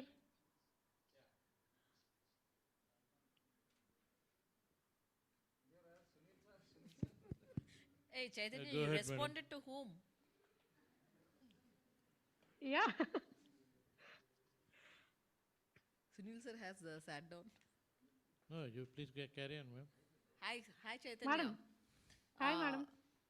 After selection of the patient, anybody has ran from you that we can't help all these rehabilitation programs and why to go for lung transplant? Yes, madam. Do you come across any patients like that? Yes, because in our place, financial constraint is a major issue because we don't have transplant programs in government setups. So first thing occurs only if the patient can afford transplant. Unfortunately, that we have that scenario as of now, but if things improve, then I think down the line we have to do in government setups also, as how other transplants have been progressing. So during initially during the start of assessment, patient will be on 2 liters and they'll be having a lot of hope that they're going to get the lung soon. But as the time goes on, if the patient is not getting the lung, meanwhile, if the symptoms are getting worsened and if the family is already restrained of financial constraints or something, then they usually opt out sometimes that no, we cannot afford more. And sometimes even if they're willing to afford, the patient will be so deconditioned that he may not be a candidate, right candidate for transplant. So all of these things happen in the wait list time. Do you have come across a healthy lung before COVID who have gone for lung transplantation post COVID due to COVID? Yes, yes, yes, yes. Those Lot have of a patients. good Even at response? Apollo, we have done. Long-term outcomes are not as good because it's only 2 years, but they are facing, I'm there here now, so what I have seen that this is a very experienced center, but despite that, COVID patients are not doing remarkably well as the regular IPF patients. Apart Okay. from lung involvement, I think they have much systemic involvement also, so they are not doing, they're still 1 year down the lane, they're still getting recurrent admissions because of rejections, infections, and somehow their lung function is not to the par as compared to other IPF patients. Okay. Nice talking to you. Thank you. Nice Yeah. talking to you. Good morning and good evening, Chaitanya. Hi, sir. Yeah. How are you? Good evening. Fine, fine, sir. Yeah. I Thank am you. very Thank you happy. for conducting this one. Yeah. When I'm very happy when I saw you last time in Hyderabad Apollo. Now I'm very much elated also to see you as a going consultant and along teaming up with Dr. Naresh sir and Nirja madam and doing a lot of job. And you have become a role model for the young generation pulmonologist also. Thanks for being Thank you, there. sir. Thank you. My doubt is that, as you said, post-COVID fibrosis, after how many months or years of post-COVID fibrosis would you like to take the case for lung transplant? Sir, అర్థం కాలేదు. After how many? How many months or year? How much time after post-COVID onset of Months or post-COVID? years? Okay. Sir, depends on the severity of COVID. If the COVID is like they are able to pass to that acute phase and requiring only minimal support, we can wait till the patient, because apart from lung, they have significant neuromuscular weakness also. So till they are able to walk and do something, then we can consider. But there are a lot of acute situations which happened during COVID that patient was not able to wean off from the ventilator. So in those case scenarios, at least if we should not wait long enough that the patient will be totally deconditioned, so that at least 4 weeks after the COVID onset, if the patient is still ventilator dependent or if the patient is still ECMO dependent, I think that's the right time to consider transplant. But some of the post-COVID fibrosis also getting spontaneously or healed up. So that is why my question is how long we should wait. So you said it's a 4 weeks or so. It's okay, great. So next question is, what is your take on benefit of transplant in autoimmune disorders? Because disorder is autoimmune. We'll discuss with Dr. Neeraja madam, but what is your take on that? Sir, autoimmune diseases, patients with autoimmune diseases are doing equally well as patients with interstitial IPF or any other non-autoimmune diseases. Only rheumatoid arthritis has some recurrence, but because they are significant immunosuppression post-transplant and all these are immunomodulators, so that is not causing much risk. Only patient problem occurs with scleroderma, where they have significant esophageal dysmotility, and GERD is one of the highest risk factor for causing lung rejection because of microaspiration, and along with that it also induces antibody production. So that is the only thing which we need to consider and optimize before the surgery. And MDA5 is a polymyositis dermatomyositis is the one which is posing some problems to the patient because somehow they are not doing fairly well enough as the other patients. Okay. So can we perform simultaneously with the multi-organ transplant also along with lung transplant? What is your experience? Yes, sir, absolutely. Multi-organ transplant is going on when a patient is having liver cirrhosis. Along with that, if the patient is having an ILD, then definitely liver and lung can be given to a same patient, which is more feasible in our scenarios than the Western population. Okay. Has there been any trials on lobar transplant, lung lobar transplant? Yes, whenever that usually will be done in patients, in females or with short stature, we usually won't get, for them, if we have to get lungs, then we have to wait for the similar age group like 16 or 18 or a pediatric lungs. So for these patients, what we Okay. usually do, take the adult lungs. If they're ABO incompatible and HLA match positive, then HLA matching is there. Then we usually do a either anatomical resection like a lobar reduction or non-anatomical size reconstruction like a wedge resection of certain lobes, and we can transplant. Okay, that's very nice of you. Thank you very much for clearing all the doubts. So when you come back from US, don't go to Apollo directly. Please come to Chest Yeah, Hospital, clear all sure, the sure, doubts of definitely, Dr. sir. BMS Pathrudu, and then go to Apollo. Yeah. Just be online. Thank you, thank you. Chaitu, Thank you, sir. how about living donors? How about living donor transplant? Sir, living donor transplantation, usually manam adults lo kante we do usually in pediatric patients. In pediatric cystic fibrosis kani, No, no, pediatric how often you are getting there, living donor? No. Here we are not doing lobar transplantations, living donor transplantations at all. Okay. They have not done even a single transplant, but that is happening in Japan, where if the child is having a significant congenital lung issues like cystic fibrosis or something, one lobe from a mother will be given to the child or something. They are doing lobar transplantations are occurring in Japan, not in Toronto. Okay. The other question I want to ask is, do you have any opportunity to see when the patient is at the intubation side? In the OT theater, have you seen a case, no? Yes, sir. Oftentimes the patient will crash, no? Will they keep the Yeah, patient? that's the reason intraoperatively VA ECMO, they'll keep on VA That's ECMO what. prior to the transplant. When the Yes. patient is an ECMO only, And they will intubate, right? yes. First VA ECMO will be kept, they'll be intubated, and after the surgery, then case ECMO man, decalculation will be done. Hello, Chaitanya, can you see me? Hi, sir. Yes, sir. Hi, sir. Yeah, I just wanted to ask you one question. We keep seeing a lot of elderly patients coming for referral. Yes. Yeah, even Yes. in the Indian scenario, we see healthy people. They are like 65 years, 69 years. And Yes. what would you consider, whether single lung transplant or bilateral lung transplant? Sir, if they are good enough physically, they are conditioned well, we can either go for a single lung transplant or double lung. Only if the patients are having severe pulmonary artery hypertension, we have to go for a double lung.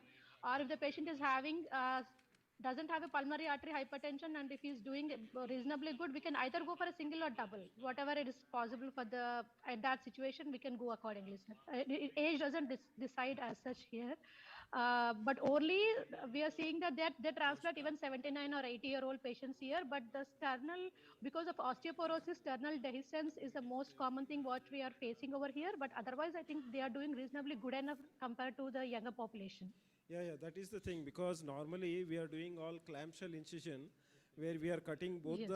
the chest and also the sternum. And Yes, also when we go for a single lung, we can just do it with a thoracotomy. And sometimes, true. sometimes we can avoid using the ECMO also, but it is always better to use ECMO.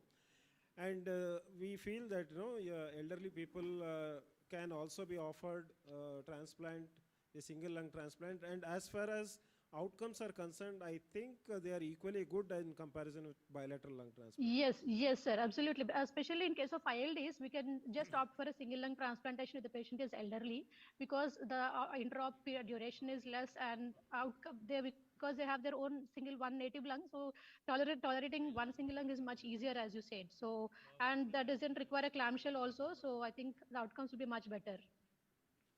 Okay. Patru, any closing remarks? Thank you very much. Thank you. So let me see. Thank you, sir. Right. No. Who is asking? No. Praveen, na? Come. Sir, Okay. You. Hi, Praveen. Hi, man. Good evening, man. How are you, man? Fine, Praveen. How are you? Fine, man. So my question is, madam, after doing lung transplantation in ICU and post-ICU, how many days on an average the patient is kept? If everything goes on well, 10 days we can discharge the patient. 10 days. So fine. 3 very days in nice. ICU or 4 days in ICU, and we can just shift him out of the ICU. I'm not saying about Toronto. It happens usually in our place also. Like if everything goes on well, patient comes out of the patient weaned off ECMO intraoperative after the surgery and comes onto the ventilator. Next day he will be extubated. Will be on 2 to 3 liters of oxygen, and within 3 to 4 days the chest tubes will be removed. Or even if 1 or 2 chest tubes, we can shift him to the ICU, mobilize, and within 10 to 12 days we can discharge the patient. Thank you, ma'am. Thank you. Now, what's the incidence of post-transplant pneumothorax followed by placement of ICDs? Is such a case are getting encountered? I mean, No, after, sir. Usually yeah. they'll be kept on chest drains. 5 chest drains will be there after the surgery, almost apical and basal on left and right, and a mediastinal drain. So based on the leak and based on the amount of the collection every day, we'll be monitoring and then will be removed. But usually pneumothorax is not such a frequent complication unless and until the patient has airway dehiscence, which leads to a BPF and a pneumothorax. So last question from my side. I think Dr. Naresh will going to tell us about it, but as a matter of fact, I'm asking you, is there a thoracoscopic retrieval of the lung donor from the donor, as well as No, no, sir. thoracoscopic lung transplantation? No, no, sir, VATS because associated? we VATS. no. Why so? No, Lobar I can be don't. done through VATS, no? Yes, sir, but donor lung, if we spend more time on donor lung retrieval, the cold ischemia time will be prolonged. So all these we usually consider when we have when we want only a smaller incision, despite we don't care about the time. But in donor retrieval surgeries, time is more important. So we don't want a small incisions and prolong the timing. So it's like we do a bigger incision and we have to examine the lung from beneath and from all aspects also to note for any nodules, contusion, consolidation. So I think it's open and complete evaluation of the lung is more important for a successful outcome. So anyway, you're taking a healthy lung as a donor. Then what is the meaning of doing a bronchoscopic assessment of the, because you're not No, sir, expecting because any. every healthy lung means so there will be sometimes only mucus secretions which will pose as some infiltrates in the chest X-ray. And when we do a bronch, if we think that it's not purulent, if it's only mucoid obstruction, or sometimes in accidents there will be some blood clot or something. If we retrieve that and if we do a X-ray, if it is fine, then we can take it. It depends predominantly on the PaO2 of the lung rather than the chest infiltrate. So definitely a bronchoscopy is indicated to observe the airways, how they are. Is there any foreign body aspiration during accidents, or if there is any aspirated material from the GI, or is it only simple mucus plugging or blood clots? So definitely a bronchoscopy is indicated for that. Do you take routinely some mucosal biopsy and frozen sections also, frozen biopsy reports? Is there any? No, not for the donor, but post surgery, every 3 months, usually surveillance bronchoscopic and transbronchial lung biopsies will be done for the recipient, but for donor, no biopsies. Okay. Is there any use of EBUS in donor lung? No, sir. Donor usually that will be a very narrow window. During that time, all the teams will be ready to retrieve. So if there is any mediastinal node or anything, then that will be brought to the surgical team intraoperatively into the main hospital where the transplant is being done, and we can send that lymph node for a frozen section. We can wait for half an hour till we get the report, and if it is non-malignant condition, we can proceed. That happens usually. A lot of some nodules or some benign lung tumors also will be noted during donor retrieval. At that time, a frozen biopsy will be sent. If it is negative, we can transplant those patients. So what is the waiting time in US for the lung transplantation? I'm not sure about US, sir. Toronto, they have a good amount of donor pool because drug addiction is more here and we get a lot of younger lungs. Okay. So people die by suicide, depression, and drug overdose. So Okay. more amount of lungs. Usually 3 to 4 months is a waiting period over here. That's great. Thank you very much. Very nice of you. Thank you very much. Thank you, sir. That's wonderful, Chaitanya. Thank you once again. Thank you, sir. Thank you, sir. Thank you. All the best. Thank you, sir. Thank you. Bye.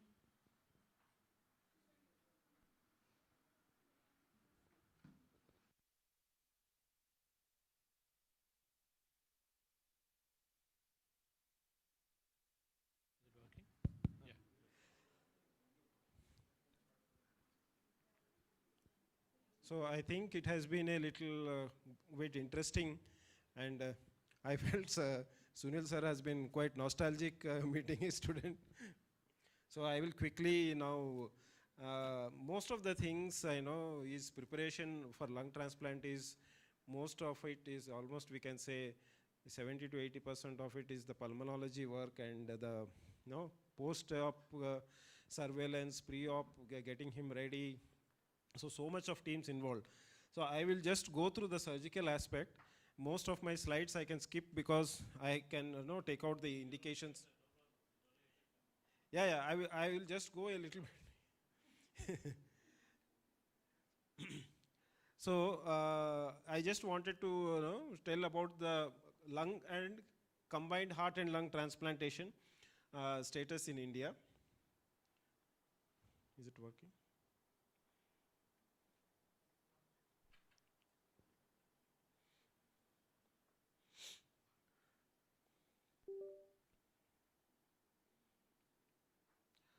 So now, after going through all these talks, one important thing which I would like to tell you is we have in India there is a lot of challenges in establishing a proper lung transplant program, because it is like like in the US or in Europe, there are specific centers where lung transplant is done in a particular area, and they cover a particular area, and all the patients are just referred to that center. So there is a particular center where both heart and lung transplant are done. So it is like a systematized system where sufficient rehabilitation workers and people who are counseling, people who are social workers, everyone is available. In an Indian scenario, it is really difficult because we have to get a, start a program. We need a lot of manpower and specialized manpower. And these specialized manpower are not trained. We have to educate them and train. Then, other than establishing a program, the next basic thing is availability of donor. So the availability of donors is another major issue, because we see patients, they are ready to donate. What we have been seeing over the last few years, they're ready to donate the liver and the kidney, but they will say, no, heart and lung we don't want to donate. It is just because they are with their superstition that we don't want the chest to be open. You can. So these we keep facing the problem, and sometimes they will be ready to donate, and we will see that the lung has got aspiration pneumonia because of road traffic accident. In the US, most of the donors are either due to cerebrovascular accidents or death due to drug abuse. So they have relatively, maybe they must be having a little bit of HBsAg or HIV, but the lungs are relatively better. In India, we have more of road traffic accidents, and by the time he has reached the hospital, he has already got a brain injury and he must have aspirated, and all his food which he has taken has already gone into the lungs. So, and most of the time what we say is lungs are not fit for, not fit for donation. Then the next thing what we have been facing quite some time, even before the COVID area, is a late referral. The late referral, what happens is, because that is because the lung transplant program has not been there actively, and many of the physicians don't know about the outcomes, how it is going to be. So usually what happens is we get patients when they are in the late stage, and like when Dr. Pathulu was there, when we were with Dr. Cherian Center, we used to get patients from Gujarat and all, like totally cachexic, and they are on 15 liters of oxygen, and they're not able to get up from the bed. And we, like he was asking, when we induce the patient would suddenly collapse, the circulatory collapse, and we have to put emergency ECMO. So all these things used to happen. So what we have seen is, whoever has the patient, and more during and post-COVID, patients have got aware, and they themselves used to come to us, or come to different centers, or they would be asking the pulmonologist, why don't you consider lung transplant for me? What is the situation? So this, this is also one of the factor which is, which is affecting establishing a lung transplant program. Then there is another, which is reluctance to refer. Now, after the lung transplant has been done, we have to surely explain to the patient that you can get ventilator-associated pneumonia, you can get graft dehiscence, then you can get infections. Now, all these things is really difficult for the patient to take up, because if he gets a graft dehiscence, what we have to put stents, and it is like continuous visiting the hospitals.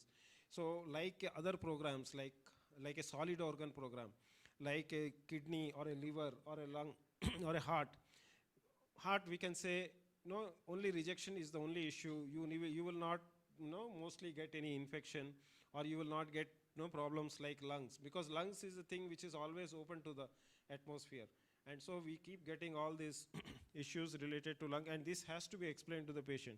So that is the reasons why we have all these. And most of the thing what happens is, when we talk of a financial package to the patient, we cannot include all these complications in it. So they come up added after the lung transplant has been done. Then we have a lot of logical and organizational issues related to lung transplant, because what happens is, if you have to transfer a organ donor from Chennai, or if you want to transfer from Bangalore to Vizag, the cost of transfer is going to be equivalent to the cost of the transplant. If you take a chartered aircraft, it is going to cost at least 15 to 20 lakhs to go to get the organ. So these are all the problems which are related to our thing. So slowly things are working up. So as far as organ donation in India is concerned, Tamil Nadu has been the leader, and it has been there for quite some time. Slowly Mumbai and Pune had picked up, and then Telangana is almost in the Telangana, and even before that the combined state also has been doing quite well, and it picked up a little bit in Telangana. So now slowly the organizational structure is being formed. The NOTO, or the National Organ Transplant organization, was not there. It is kept in place now. And then regional organ transplants for different regions, 4 regions have been identified, and individual state organizations have been put up. So as far as the organ donation factor is concerned, more and more awareness among the public and also the general public is needed for the purpose of getting them mobilized. Whoever is having a brain dead patient who has died, or a brain dead person. So these factors which have improved the organ donation is, one thing is government, by giving a very clarity on the Organ Retrieval Act is one thing which is needed. Then what the media do is, they give articles whenever an organ donation or a transplant is happening. They give good coverage. So this really helps in other people pledging themselves to donate their organs. And if which we have seen quite a few people also committing to that, by seeing someone donating, we have also come forward. Then police, or in the infrastructure, they provide green corridors and all. So this is also projected in the media, and in one way it gives a publicity for the organ donation program and also the transplant program. Our limitations, as I was telling, is transport of organ involving huge costs, and also geographical and logistical aspects. Sometimes it happens that we have to do a transplant, and the transplant surgeon and the team also have to travel to that place.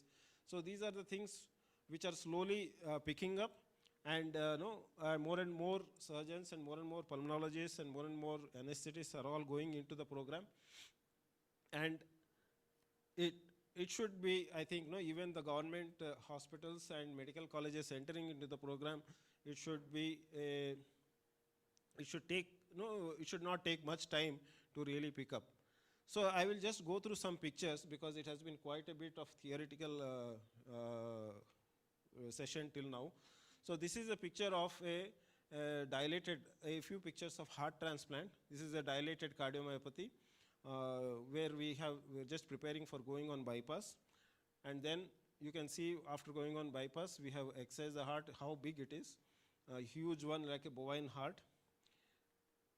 And then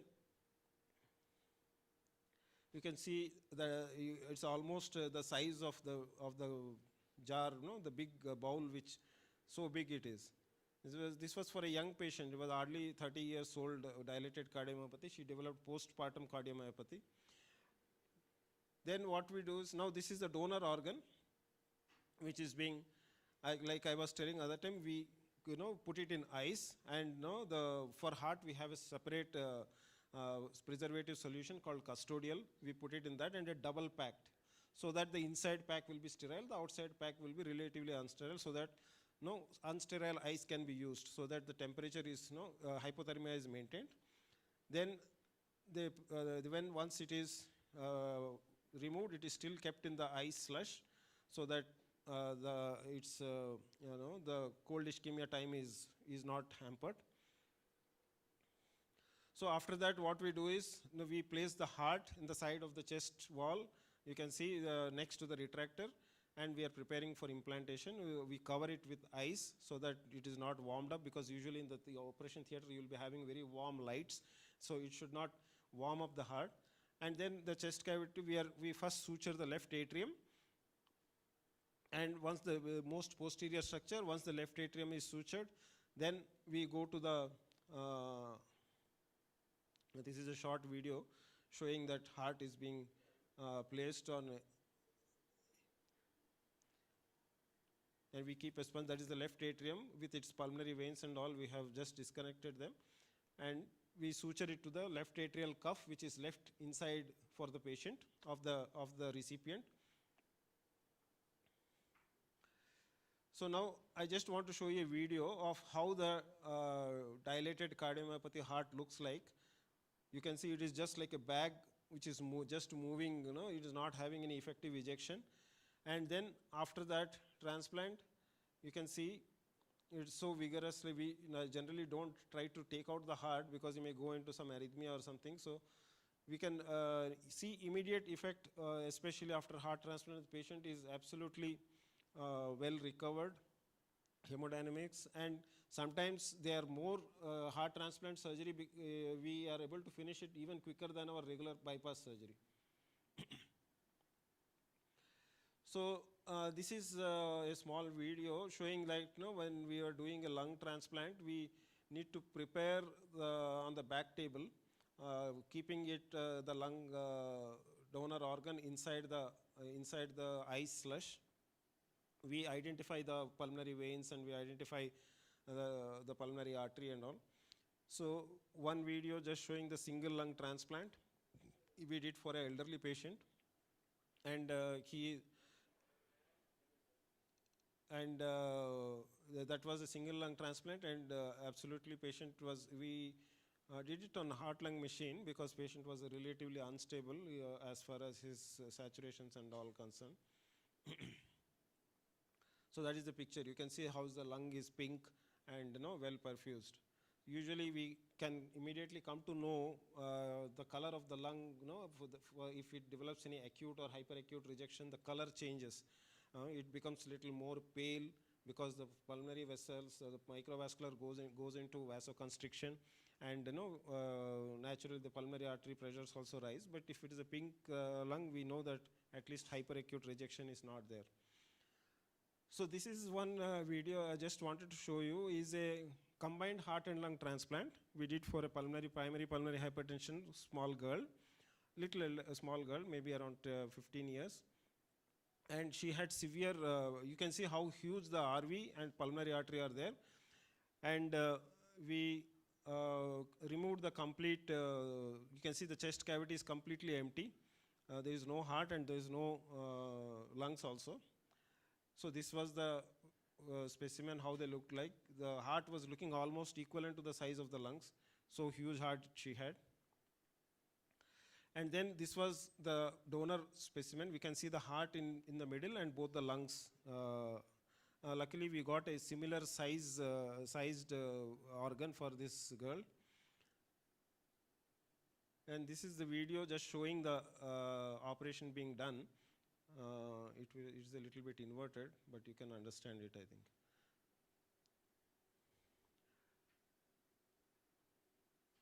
Yeah, continue, Chanparla.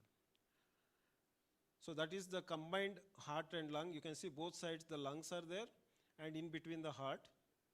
So we were just trying to orient the position.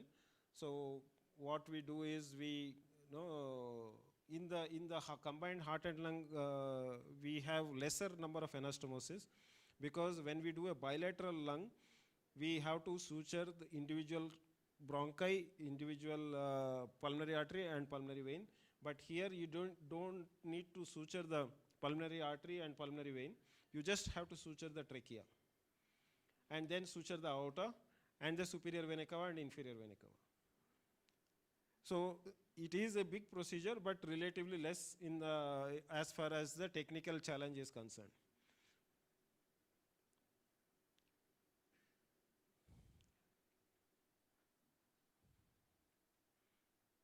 So this is the last picture of it, where the aortic suture line is being finished. Then after the surgery, you can see that that is the final picture post combined heart and lung transplant. And it happened to be that we did the first combined heart and lung transplant in Telangana and Andhra, and we got a little bit of recognition from the state government and all also. So I just want to just skip through these slides. So while like we have been talking about, I think Dr. Chaitanya had given good amount of knowledge on all these things. Who are the ideal donors? Usually we consider less than 55-year age, but even elderly age can be considered. There is some extended criteria we say. In India we consider maybe up to around 60 years age. Clean X-ray, PO2 should be more than 400. Less smoking, that is less than 20. I think that is more than 20, I have given it wrong. So no chest trauma, and ET aspiration negative for gram stain or normal bronchoscopy. And whenever we have an extended criteria, we can always see where suppose there is only mild chest trauma with only little bit of contusion of the lung, we can be considered.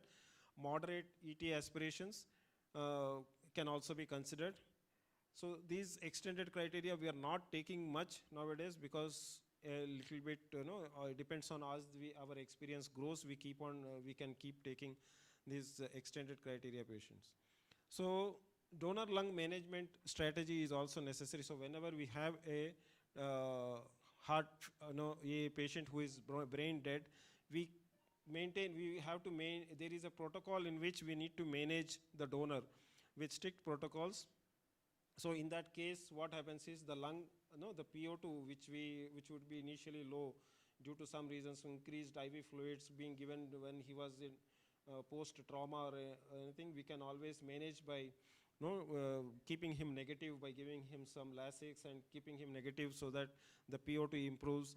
And also there are other strategies like extra ex vivo lung perfusion, which is not so much available in India now. But at US and other countries, they are actively practicing. And still more things to come up, like lobar lung living donors, like living donors giving, which is mostly happening in Japan, and maybe happening in China also. So these are all the things which I would like to just recipient selection, referral and listing, which was extensively covered by Chaitanya. So early referral is one thing which I would like to stress. Once thing what I would like to tell is, if you have a patient of ILD, he is going on 2 liters of oxygen at home, I think he should be a little bit primed that you see things are going to get worse, so get prepared for something if you are really interested, and get your finances organized, or keep talking to your children if they can, if someone is insured. And surely I think over a year's time or so, he will slowly get into 5 liters of oxygen. When he gets into 5 liters of oxygen, or on exertion, his saturations are coming down, he's not able to attend his daily course, like going into the bathroom and all, surely he should be referred to the transplant surgeon, and because it takes some time for them to really understand. They really don't want to come immediately for transplant. They think, I'm fine, why should I come now? I should come at the late stage. So these things, I think, early referral is one important aspect. And by attending several OPD encounters, it's not just with one encounter he will be convinced and he will come. What we do is we talk to him, then we give him the nutrition, what he has to take, social worker talks to him, then there is a psychological aspect which the psychologist has to evaluate. Gastroenterology evaluation has to be done, especially what Dr. Chaitanya was telling about the gastric reflux studies, and all these are very essential. So early referral is one essential thing. And I will not go much about the disease-specific indications, like these all, all the audience here know better than me, because these are all more of the pulmonology area. So I would like to say which are the high risk recipients. Our high risk recipients are really elderly patients, where we would like to go for a single lung transplant if they are having only single organ involvement, not involving other organs like kidney, liver and all. If they are having multiple organ involvement, we will usually try to not list them for transplant. Then scleroderma with esophageal disease, and also like tightening of skin, these are all high risk patients. Coronary artery disease with associated valvular disease. Pure coronary artery disease is not a high risk. Then critically ill patients, like who are on ECMO, they are naturally very high risk patients. Then those are having anti-HLA antibody, like as madam was mentioning, and the next is HIV. So these are all the high risk patients. So coming to the contraindications. Indications we all know, because we know that when patient needs, he needs to be transplanted. Patient not willing is the first indication. If he's not willing, we don't list him. Malignancy with high recurrence, kidney disease worsening, recent acute coronary stroke or stroke with less than 3 days history, liver cirrhosis, infections, septic shock, limited functional status like bedridden and not having motivation to get to work, or just wants to just lay in the bed and is not motivated, psychosocial factors, or severe uncontrolled medical condition which limits survival. So these are all the contraindications. Now I would just go through some pictures just to understand, through our surgical pictures, just to understand how the transplant is being done. This is how an organ is harvested, and then once it is harvested, then we prepare the individual organs on the bench. Along with the trachea it is brought. Then individual pulmonary artery, pulmonary vein and bronchi are then prepared. So that is the one which we prepare when the organ is kept in that ice bowl. So this is how a patient is positioned for the clamshell incision, or even if it is for a single lung transplant, for a thoracotomy incision, unilateral thoracotomy incision. We keep the lower groin also available, so that we go on ECMO, a veno-venous ECMO, or veno-arterial ECMO is the most common.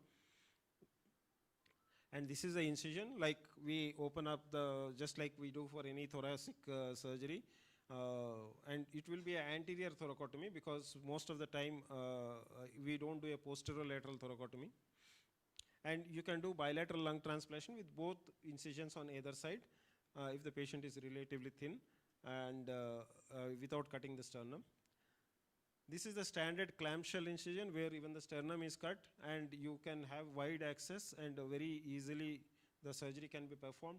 And you can go on a ECMO by cannulating the aorta and the RA.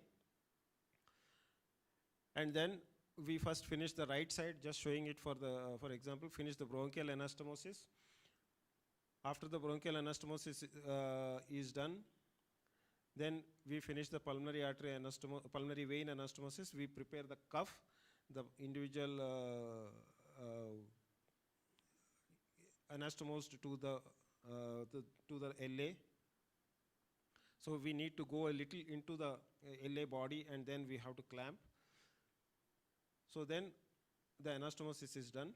So usually the LA to LA anastomosis is done, depending on, in some situations, if we don't get sufficient pulmonary vein, then we anastomose we join the pulmonary veins. These are all surgical maneuvers which are of not much importance here. Then after that, we do the pulmonary artery anastomosis. So the main important one thing is that whenever a lung is transplanted, we should not transfuse it immediately. That is a very common cause of getting acute pulmonary or a hyperacute rejection. We slowly get the blood into the lung over a duration of at least 5 to 10 minutes, and then slowly de-air the lung. We keep giving open the pulmonary artery and let the blood go into it, and then open the pulmonary vein. Once it is sutured, the suture we keep it a little loose, and we keep it, and over the duration of maybe or 5 to 10 minutes, slowly we perfuse the lung, then only the lung will slowly get accustomed to the new perfusion. Your lung is a very sensitive organ, and if you just open up the clamp, then immediately it will go into vasospasm and then hyperacute rejection. So after this, so these are all the things I think which are more of a, I will not be covering much. There are two types of rejections. At least what happened is rejections were before 2005 there were high incidence of rejections, but more and more after 2019 with more advancement in the science and also understanding of the lung transplantation physiology and all, rejections have come down quite less. And this is what we have been talking about, the basiliximab or Simulect and ATG, induction immunosuppression and maintenance immunosuppression. In Indian scenario, most of the time we are giving the induction immunosuppression with basiliximab and then continuing the maintenance. We tend to give a second dose of induction also on the 4th day. If a patient is badly infected, like is taken on an ECMO or anything, then we tend to not give the second one because it can lead to fulminant infections later on. But our basic thing is when patient is discharged, usually is on tacrolimus, mycophenolate and prednisolone. And these are the complications which are more surgical related: primary graft dysfunction, airway complications like bronchial dehiscence, stenosis, excessive granulation tissue formation, vascular complications, diaphragm injury, all more and more surgical aspects which we keep facing, and we keep taking care that these complications don't occur. Bleeding and thrombotic events have been a little less when we are doing them on veno-arterial ECMO, because ECMO when we do less heparinization. We can run the ECMO with a ACT of just 180 to 200, but when we run on a heart-lung machine, we need an excess ACT of at least 480 plus. So when we are doing on ECMO, our bleeding complications have been less. And airway complications, like most of the audience will be knowing about like necrosis, dehiscence, granulation tissue, stenosis, which keep happening depending on how the patient condition has been, and bronchial fistulas and anastomotic infections. So acute acute cell-mediated rejection and acute antibody-mediated rejection. So these are the things which are predisposing, like when we have high class 1 and class 2 mismatch, there is we tend to get that lack of induction therapy, younger age, and infections, associated infections. And like madam has almost covered most of these things, so I will be just bypassing this. Then treatment of rejections is usually steroids, like everyone is aware of, and whenever it is antibody-mediated rejection, we have to go on with plasmapheresis and steroids and all those things. So these are basically things which we surgeons also really don't understand much. So we keep skipping the slides whenever there is a talk. And so this is the video of the combined heart and lung transplant. Post-recovery, she was in our ward, and she has been almost, I think, 3 weeks after the recovery. She had to be intubated once. What we have seen is these patients who go on a combined heart and lung transplant, their circulatory system and the lungs are denervated. And what we could see is they suddenly go into a hyperventilation syndrome. And she was absolutely okay, and she was just sleeping, and she went into hyperventilation and hypoxia, and we intubated her and again brought her. So a lot of physiotherapy and lot of training, keep on telling her to do physiotherapy, so that she has to be remembered that she has to breathe properly. And especially being a small child, we no, can't expect her to cooperate with everything what we tell. So with this, I think we would like to conclude our talk, and any questions I'm ready to answer.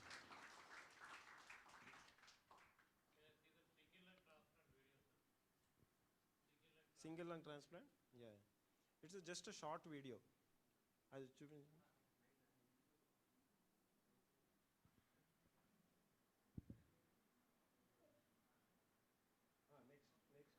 I'll go.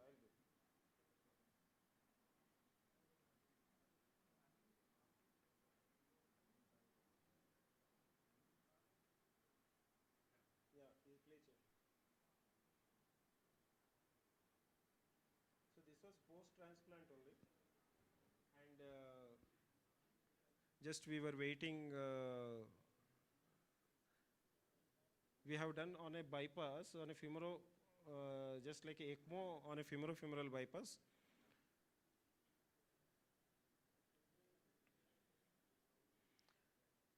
Immediately after transplant, if we see that the lung has become very pale and it is not looking very dusky, then we know that we are getting a hyperacute rejection.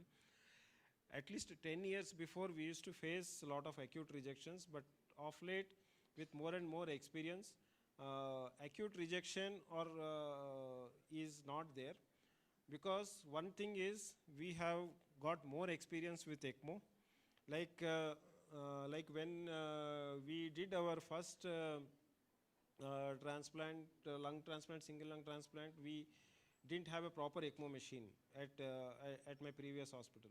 It was a very old generation ECMO machine. So after we did a few transplants, then slowly ECMO machines, and all hospitals acquired ECMO machines after COVID.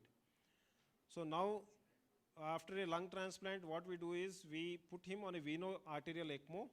After the transplant is over, we check the oxygenation level, and he has a good oxygenation level. We convert him into venous ECMO. Why? Because we wait for at least 24 hours to see if he is developing any signs of rejection. And once we know the next day morning he is not developing any signs of rejection, and we are sure with all then we wean off the venous ECMO.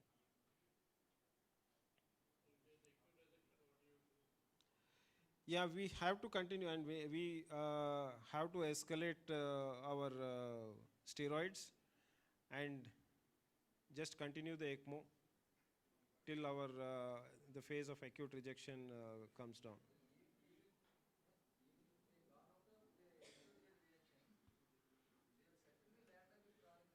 Yeah.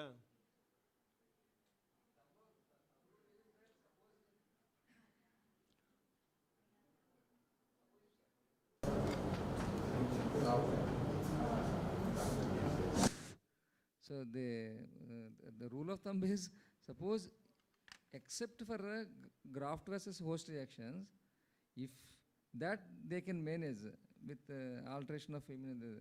But once somebody has got acute rejections, even though if you get past that phase, invariably they will end up with chronic reaction. Yeah. That itself is a.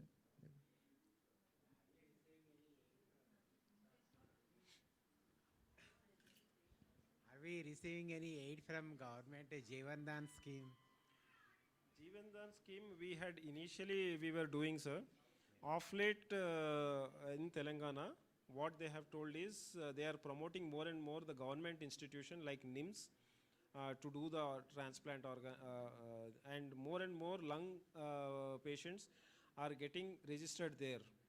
And they have almost done 5 or 6 heart transplants in this last 8-9 months, and they are waiting for doing a lung transplant. So they are promoting more and more the government institutions. So that is what I was telling sir also. If you get yourself prepared from now, I think surely by the next year or so you should be prepared to be able to do. And like for example, in Arogyasri scheme also, they are roughly having a package for lung transplant roughly around 15 to 20 lakhs. Am I correct, sir? Yes. Around 15 to 20 lakhs. And that is quite a good sufficient finance for a lung transplant to be conducted. after 20 lakhs, that could be sufficient. Yeah, that could be sufficient.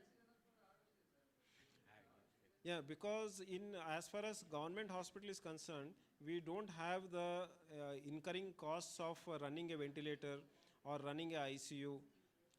Those costs are not added. Always in a corporate hospital, the costs of the ventilator, cost of the ICU, cost of the disposables, everything get added. The maintenance of the room, everything gets added up. But here we don't have those costs, so naturally it can be very well sustainable. So last 6 months back, I attended as I'm a panel member for RX cases Yes, sir. from the pulmonology. They have included 2 professors from the government, 2 from the private colleges. Yeah. So when I went through the details of the transplantation, actually what is going on, again the Dr. YSR RX is whatever. Before this government has came to me, the previous government has already taken a financial concurrence also to include lung transplantation in the Dr. YSR RX. Yeah. But somehow it is not getting implemented. Now we advise them to go through the, because every lung is getting, every kidney and all the other getting reimbursed or getting a YSRR. Yeah. So why not in the post-COVID scenario? Yes. That's what we insisted, and they also agreed. I think government will very soon will come with a RXC inclusion of the lung transplant act. In fact, what we have seen, sir, post-COVID, the number of lung transplants have gone up and heart transplants have come down. Why the heart transplants have come down is because of the very good drugs available, like the Vimada, which is sacubitril, and valsartan. So patients are not getting admitted to hospital with that medicine. What we are seeing is when we keep following some of these people, they are absolutely normal, but suddenly one day we come to know that he has just expired due to some arrhythmia or something. So they are very well functional class 1 or class 2 with those medicine. But in lung situation, they don't have any option because their oxygen concentration, the requirement will keep on increasing, and they are naturally candidates for transplant. So when you reperfuse the patient after heart lung transplant or the lung transplantation, what one you will open, the trachea or the pulmonary veins? Which one you're going to open that you take when we reperfuse, we will be opening the pulmonary artery. We will partially clamp it, and slowly we will have to release the blood into it. And then we need to de-air the pulmonary circulation also. Okay. De-air the pulmonary, so that if air is there, it will again go into the left atrium. So we need to de-air the pulmonary circulation, and it can cause air embolism. Air embolism. So once it is completely de-aired, then we close the sutures completely. So trachea opening and all that will be after the very stabilization and all. We know anyway. Trachea will be anastomosed first. Yeah, okay. Trachea and bronchus will be anastomosed first. And sometimes what we do is we use a vascular muscle pedicle to wrap around the anastomosis so that it gives some protection from future any dehiscence or anything. I have one patient of interstitial lung disease. Okay, sir. And he had a end-stage lung disease. He is running around 90 or 80 between. And his daughter, both daughters are doctors. One of the doctors, she came from Canada and brought one ambulatory, mobile oxygen concentrator. So he is going around with that. The problem is when I was to make him to get ready for the transplantation, he was not convincing because he had some of the comments from the other previous pulmonary, lung transplant recipients. And it's very difficult to convince them also. So they want to take any number of medicines or now oxygen, but they're not able to get convinced. So that is why even it is the same problem with our even in the corporate or private hospitals also.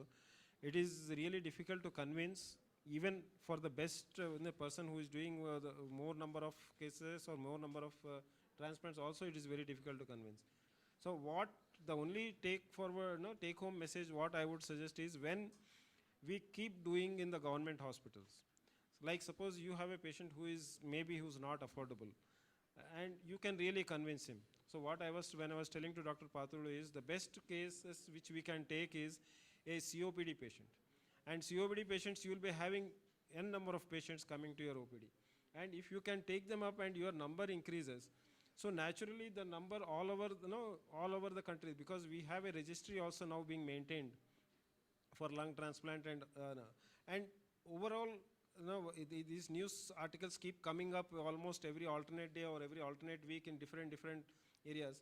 Then naturally the people will get confidence. Once natural thinking untadi kada sir, when they are doing a lung transplant in Andhra Medical College, why we should be worried about getting it done in anywhere else? So that type of what you say, thinking which comes naturally will give confidence to them. But definitely after post-COVID, there's a lot of awareness was created about lot of that, sir. awareness. And most of the patients with lung fibrosis post-COVID, they're also coming and asking whether these lungs can be changed, or can be kept in new lungs, like that they're asking. But there is a change in the trend of the thinking of the patient. These unconvincible patients are only part of the thing, but majority, they are now aware of that post-COVID scenario, especially. But the best are like COPD patients, really are the best patients, because they are not immunologically, we are not giving them any of those, and their chest cavities are very well large and enlarged. And usually they won't be having much of coronary artery disease if they are young fellows. And IPF patients, what happens is chest cavity is very small, and they become a little difficult candidates, at least for the initial stage. Sir, one last question, sir. Yeah. Whenever we see any case of post-CABG, there is a metal clips there on the sternum. So how is the lung transplant patient looks like after taking X-ray, if successful? No, he will not be having metal clips. That's what I'm saying. What we do is, when we do with a sternotomy, it is a transverse sternotomy. Yes, sir. Transverse sternotomy, so we usually have bands which can be, we approximate at the ribs. Okay. Sternum we need not approximate. Okay. Usually sometimes we take one wire, but if we approximate it with the bands, that is sufficient. Is that one wire will be there, sir? Which one, sir? That one wire will be there? One wire will be there. Okay. Okay, because we are fans in putting exams, so what is the X-ray? What is the X-ray, yeah. So thank you very much. Is there any questions from the faculty? Good evening, madam. Nice to see you here. Any take from any posted faculty members? Srija?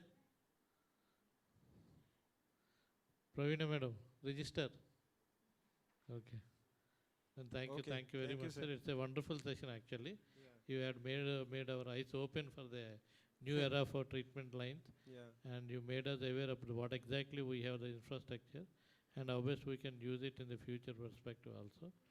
And I think we definitely, this meeting has gone beyond our expectations to meet the next generation treatment lines. Sir. Thank you very much. Thank you. And next time, surely, as you asked for, we will arrange for a VATS talk. Yes, sir. Yes. Open Darkatami, VATS, whatever, so that we will be coming to the more basic way. We have number of cases, sir, nothing to worry, but only thing is we can plan for a one VATS lobectomy as well on decortication, thoracotomy to decortication. Both cases we can plan if you are out. Otherwise, what the pathodo is still. Not me to alone, no. Because pathogen not only anesthetize the patients, he anesthetises us also. Yeah. The anesthetist with noble human touch also is a multi-pronged approach is there. He is an anesthetist, pulmonologist and critical care is asset for our hospital, sir. Give him a big hand. Really, from the bottom of the heart, I really appreciate the pathodo efforts all the way. Even last time also, I insisted principal to take him to the existing vacancy because he is going to be big help also. And when we started thoracoscopy also, he is the one who ventured because he has experience in the Apollo hospital. So thank you very much. Thank you. Thank you, Nirza madam also. Thank you for a wonderful lesson. Thank you, madam. Thank you. Thanks all the faculty members, postgraduates, and mainly the technical people also. Technical people, they have arranged so much, and without any interruption, they have made all the technical transmission of the entire thing in a very coherent manner. Thank you very much, sir. Thanks, sir.